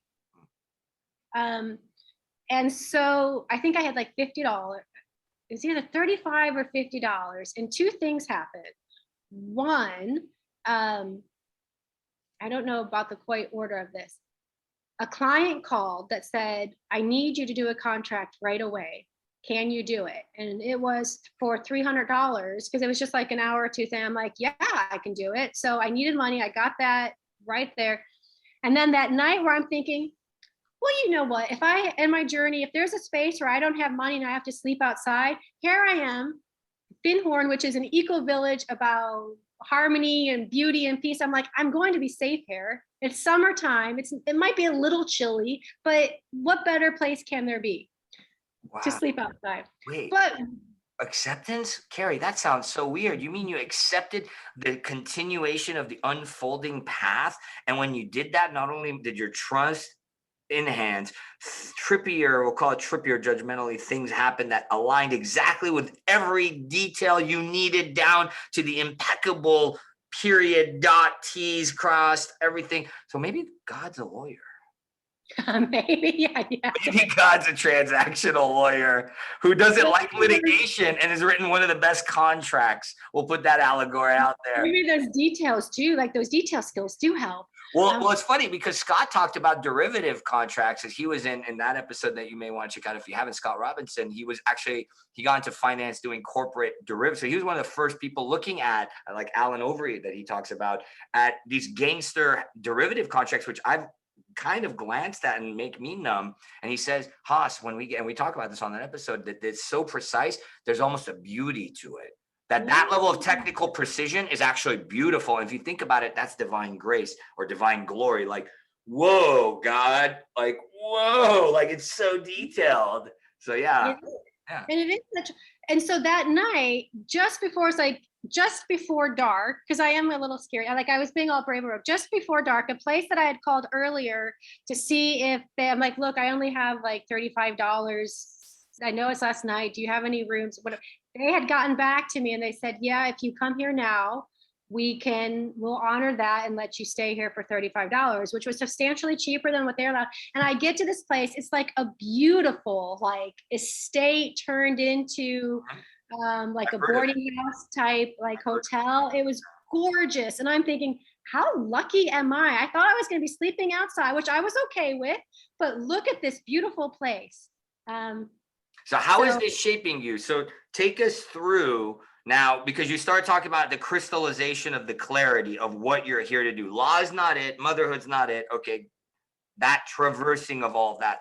Once the clarity ensues, shift us now to this home stretch of what are you up to now? What is this vision that crystallized and how did it crystallize in terms of transitioning to that mission that you're up to now and that legacy piece of it? So I think a lot of it crystallized in that trusting and in that space of having confidence to follow my dream. And not only just having the confidence to follow it, but to believe I'm good enough to follow it. I'm worthy to follow my dream. And so part of that is, so it led me, and part of it, I'm twice divorced. I never thought I was going to be married again, but I do love sharing my life with someone. Love. You're a hopeful romantic like me. I love that about you. That's why we get along. And but at that point, I also thought I'm okay being by myself. I'm happy. I ended up duality going to China to teach at some point. And I remember I went to China thinking, I'm really not interested in meeting any of the other teachers here. I'm here to focus on my meditation by myself every day. I'm going to go through this, right? It's all going to be about my inner work. Well, my next door neighbor at where I was staying was another teacher who is now my husband. So dun dun dun. And he wasn't supposed to be at that. Like, what you mean? My getting to China was pretty a last minute thing. I had started later than everyone else. He was staying at the hotel. He was another teacher that the school provided us all rooms in the same hotel, like apartment suites. He was on another floor, but I think he said like just 3 days before I got there, he switched to the floor where I was. And so he ended up being my next door neighbor, and love ensued, and it restored my faith in marriage and love, and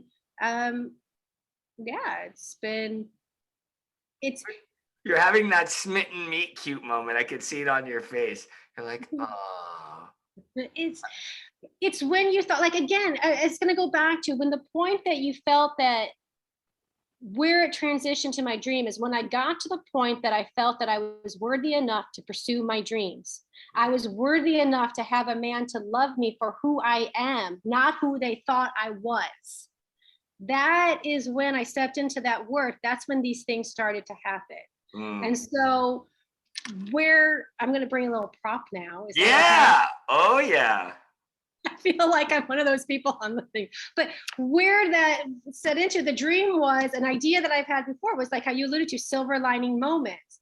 Is I want to celebrate all those moments in our life that restore our faith in the love and light in the world. And those moments become. Oh, because you're stating your mission and vision. This is beautiful. What are you here to be an instrument of? I love this. You blindsided me with it. I was like, wait, where did this? Like, I was waiting and you didn't do that. Yeah, this is good. You Haas. What? Of creating silver lining moments is to use creativity, but to really help celebrate and honor all those moments that restore our belief and our trust in love and light.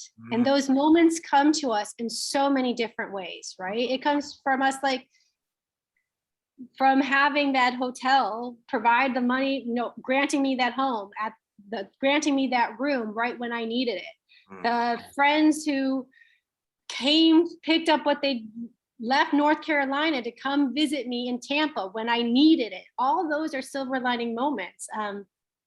And so I wanted to use that, celebrate those, which is in fact a practice of gratitude and resilience. And back to your question to before, what do you tell to that person who is down in the dumps right now? When I say hold your breath, know that you're okay. Talk to them right now. Talk to them if they're listening. Talk to them. When you're in that spot and you don't know, or you don't feel like you're going to be okay, or maybe you don't even care. There was one point, it was after my 4th miscarriage. And this was within my first marriage, but my 4th miscarriage. And my husband had, at that time, had already said, I'm still pregnant with our 4th baby. He had said he wanted a divorce. And so I knew that, okay, I'm either going to miscarry or I'm going to bring a baby into a divorced home. And by the way, that was on my birthday weekend that he said that.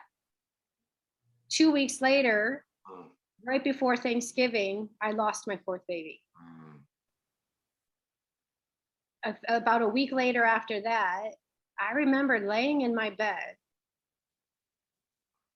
And it's going to defy logic. I know it's not going to make sense, but I remember thinking, I can't kill myself, because if I kill myself, that would destroy my mom. That would hurt my mom if I kill myself. But if someone wants to come in and kill me, that's okay. And I wasn't getting out of bed, and I was in that space. I don't know how I told myself my mom would be okay if someone else killed me. I just couldn't do it myself. I actually had that exact conversation during my dark night of the soul too. Keep going. Did you? Yeah. This is more common, everybody, than you realize.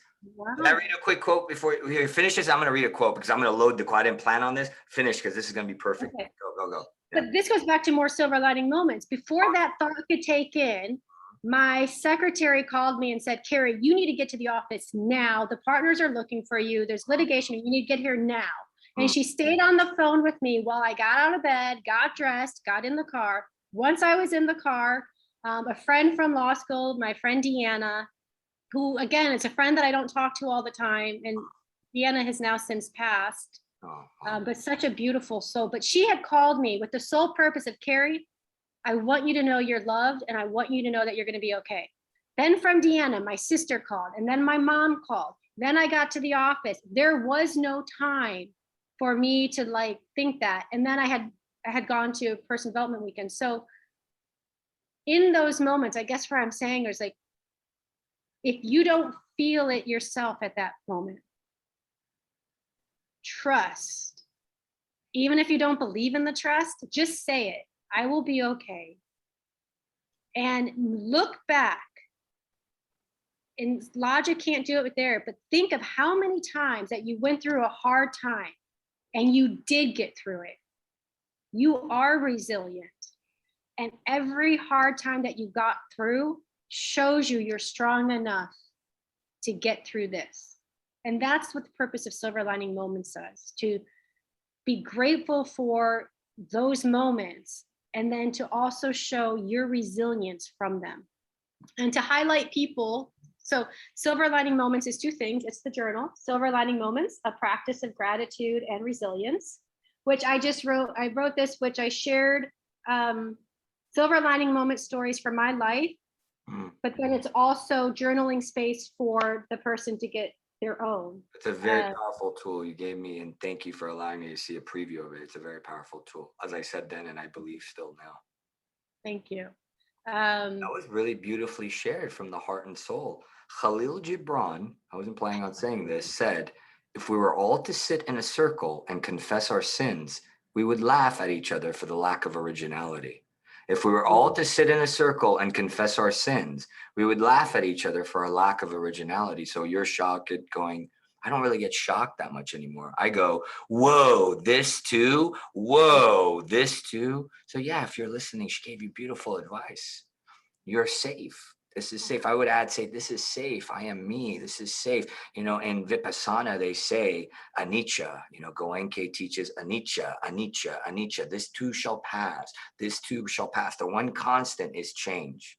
That this moment right now will not last. And to add, dear soul sister Cordelia from episode 1 of this season, some of you haven't seen it, go back and watch it.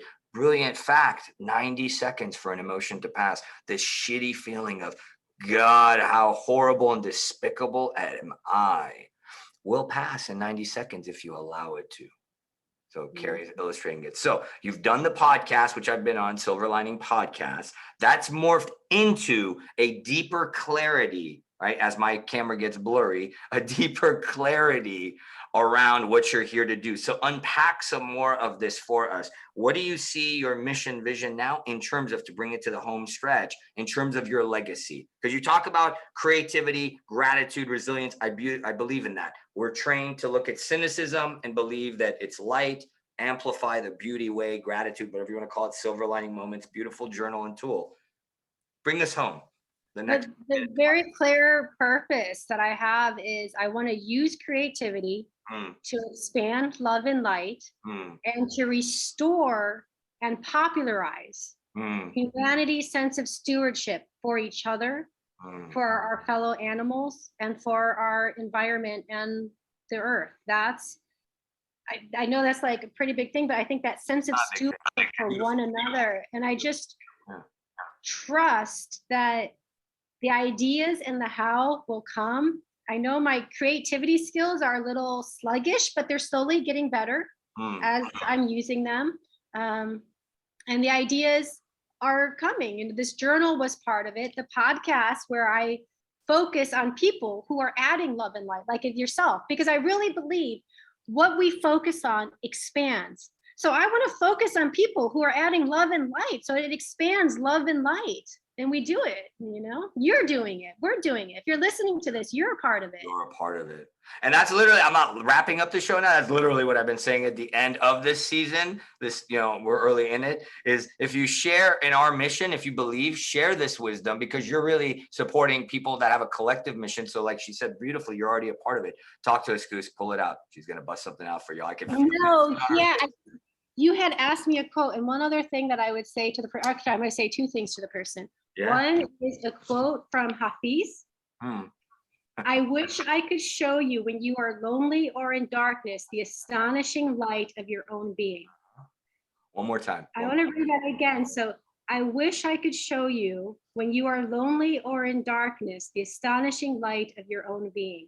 If anyone's ever in that dark moment and they don't feel it and you don't believe it, I had some friends call, if you don't have someone coming to you, call me, email me. I will remind you. You know, we'll be there for each other.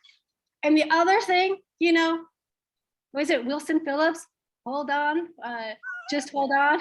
I can't even. Minus the just, because those that know me know the power of eliminating disjunctives from the syntax. So, or not eliminating, alchemizing. Yeah, is it hold on,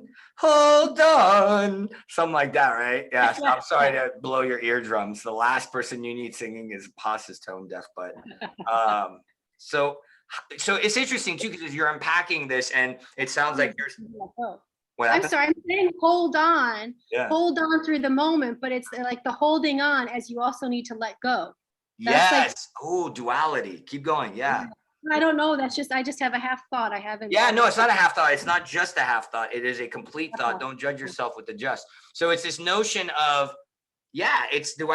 That's beautifully put. What came through for you, right? Because it's, yes, it's dualism, and people that work with me know this. They go, "Whoa, this is paradoxical." It gets surreal, trippy, right? Because it's this non-binary nature to existence. Existence is all of it and none of it, right? Duality, and so there is this holding on and letting go. It's almost like inhale, contract, exhale, expand. Inhale, exhale. So very beautifully put. And it sounds like you're still crystallizing, which is beautiful because, you know, what happened for me was similar. I was like, oh, it's going to be this. And then you do this. And then that becomes, from the podcast, it becomes the journal, which you told me about a year ago. And I said, no. I sense this is something. And then you're like, I don't know. Do you remember that? I don't know, kind of. I'm like, girl. And now after you watch this, later when we talk, I can tell you all the beautiful layers you've unpacked without knowing, right? I didn't know that, right? We go back to the egoic thinking mind. Well, if we get out of that, you'll see, and I can share with you all the layers of synchronicity that's unfolded in this episode. And the people listening will know, and Scotland, the person in Scotland will know, whoa, and we were talking about snake medicine, and then the person that's listening and had their IVF thing, you know, all of these themes have been reverberating in my life because we're all one. So what Kerry's talking about is unpacking that light, bringing that unity, that community, that tribalness. There is one person I want to give a shout out to, since we dropped all these legal names, because we did poo-poo all this legal doesn't have creative. Tessa Manuelo. I haven't talked to you in a while, so if you watch this, I am going to tag these people. I feel very inspired to really bring that tribe and share this with them, since we did some shout outs. Tessa Manuela is doing legal creative. She's actually bringing creativity to legal professionals. She's a part of the Integrative Law Movement. There's so many of you all. I know that since you're a part of the movement, you're up there as a lead co-leader with Kim. There's so many forming and coming. That's what I've also been doing, is kind of putting people together. So it seems like, yeah, you keep going and it crystallizes. Sorry, go ahead. Yeah, please. I was just going to say, going back to the legal profession and those in it, it's, for me and my journey, it wasn't to stay in the practice of law.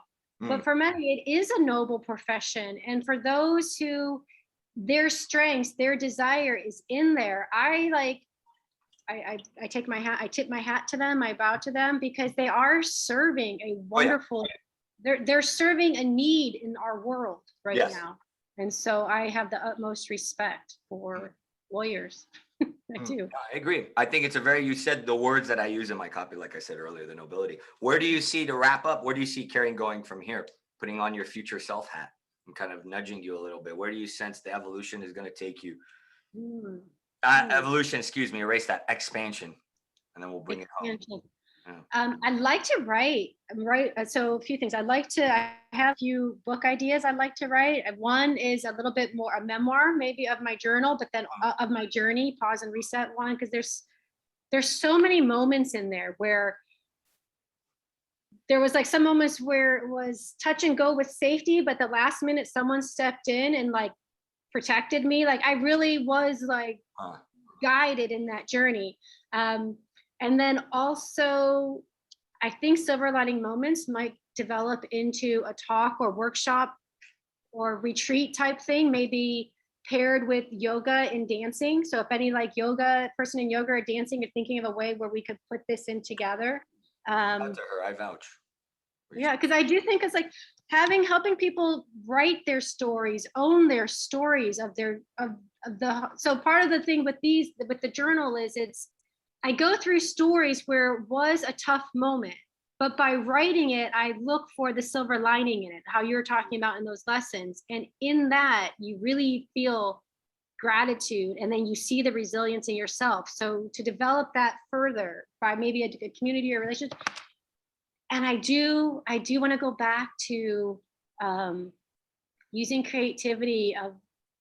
I just have this vague thing of, I don't know if it's through showcasing people who are living in a sustainable way, right? We're not talking about the debate of climate change, what it is or if it's not, but people who are doing what we need to do to be stewards of the earth, and they're showing that it's possible and that it's and they're happy doing it. I want to showcase them, whether it's through a video series, interviews. I want to showcase these people. I think you're onto something brilliant, and I am ahead of the curve, and my role is to lead the leaders in a weird way, as I've been told by many teachers. So I can attest to a gratitude journal practice, and I wish I had a tool like that, truly, because I actually created the gratitude gathering, which some people have heard of. For that, I dropped in a mountain because I didn't know that that's what actually helped me on my sabbatical, because it's a tuning. Well, many of us are attuned to the cup half empty, to fear. There's many spiritual doctrines, metaphysical doctrines on you can have fear or love. Love is another word for it, is gratitude. The more you see half full, magic, synchronicity, gratitude, the more it amplifies, the more you attune. It's a regrooving. Yogananda is somebody that keeps popping up in my life and was on Scott's episode. He brought him up synchronistically. It talks about regrooving that line in your being. So very beautiful. I think what you're up to is brilliant. I've been a fan even when you're a full-time lawyer. And thank you for your grace. Is there anything else you feel inspired to share, leave the audience with? Any inspired quote, saying, anything else that's coming through your form right now? Feel into it. The only through with 2 words, love and laughter. I don't know. Love and laughter. So let's end with some love. Let's feel into what love would feel like. Let's emit it for the audience. And let's give them some laughter, because you and I have truly brought about a lot in this episode. And thank you, Kerry. Thank you for being here. Thank you for sharing both your light and your shadow. Thank you for sharing all of yourself in the spirit of really uplifting, expanding, and sharing your silver lining so others can find their silver linings. It's a very, very beautiful gift you're giving us all. Thank you for your beingness. Well, thank you for asking me to be here and believing in me to be here. That is, your belief in others is a gift of leadership and empowerment. And I just want to acknowledge how that has positively impacted me. So thank you very much. I was waiting for the person that was going to make me cry first, and I thought it was going to be in the first season. So you've welled me up many times. You're most welcome. It's an honor to be of service and in service. Thank you, more than you know. Jeez. Way to get the Sagittarius into his moon in Scorpio sun sign. Thank you. That was very beautiful, and I received that, and thank you. Welcome to the end. Haas Discombobulated show. That was very beautiful. It was very moving. So if you want to know what it feels like to be blown away by a very heart-centered leader, you get to see my face and see what it's like. So thank you, Kerry, for sharing your heart, your joy, and your grace. Thank you for each of you who joined us for this experience, for this immersion, for this show. And you've heard plenty. I don't really need to say any ending words, because you've heard so many, literally the depths, and then you're lifted up when you least expected. If you have trust, if you see the silver lining, and you wait and look for it. So thank you. Wishing you all love, light, and blessings, and we'll see you back soon.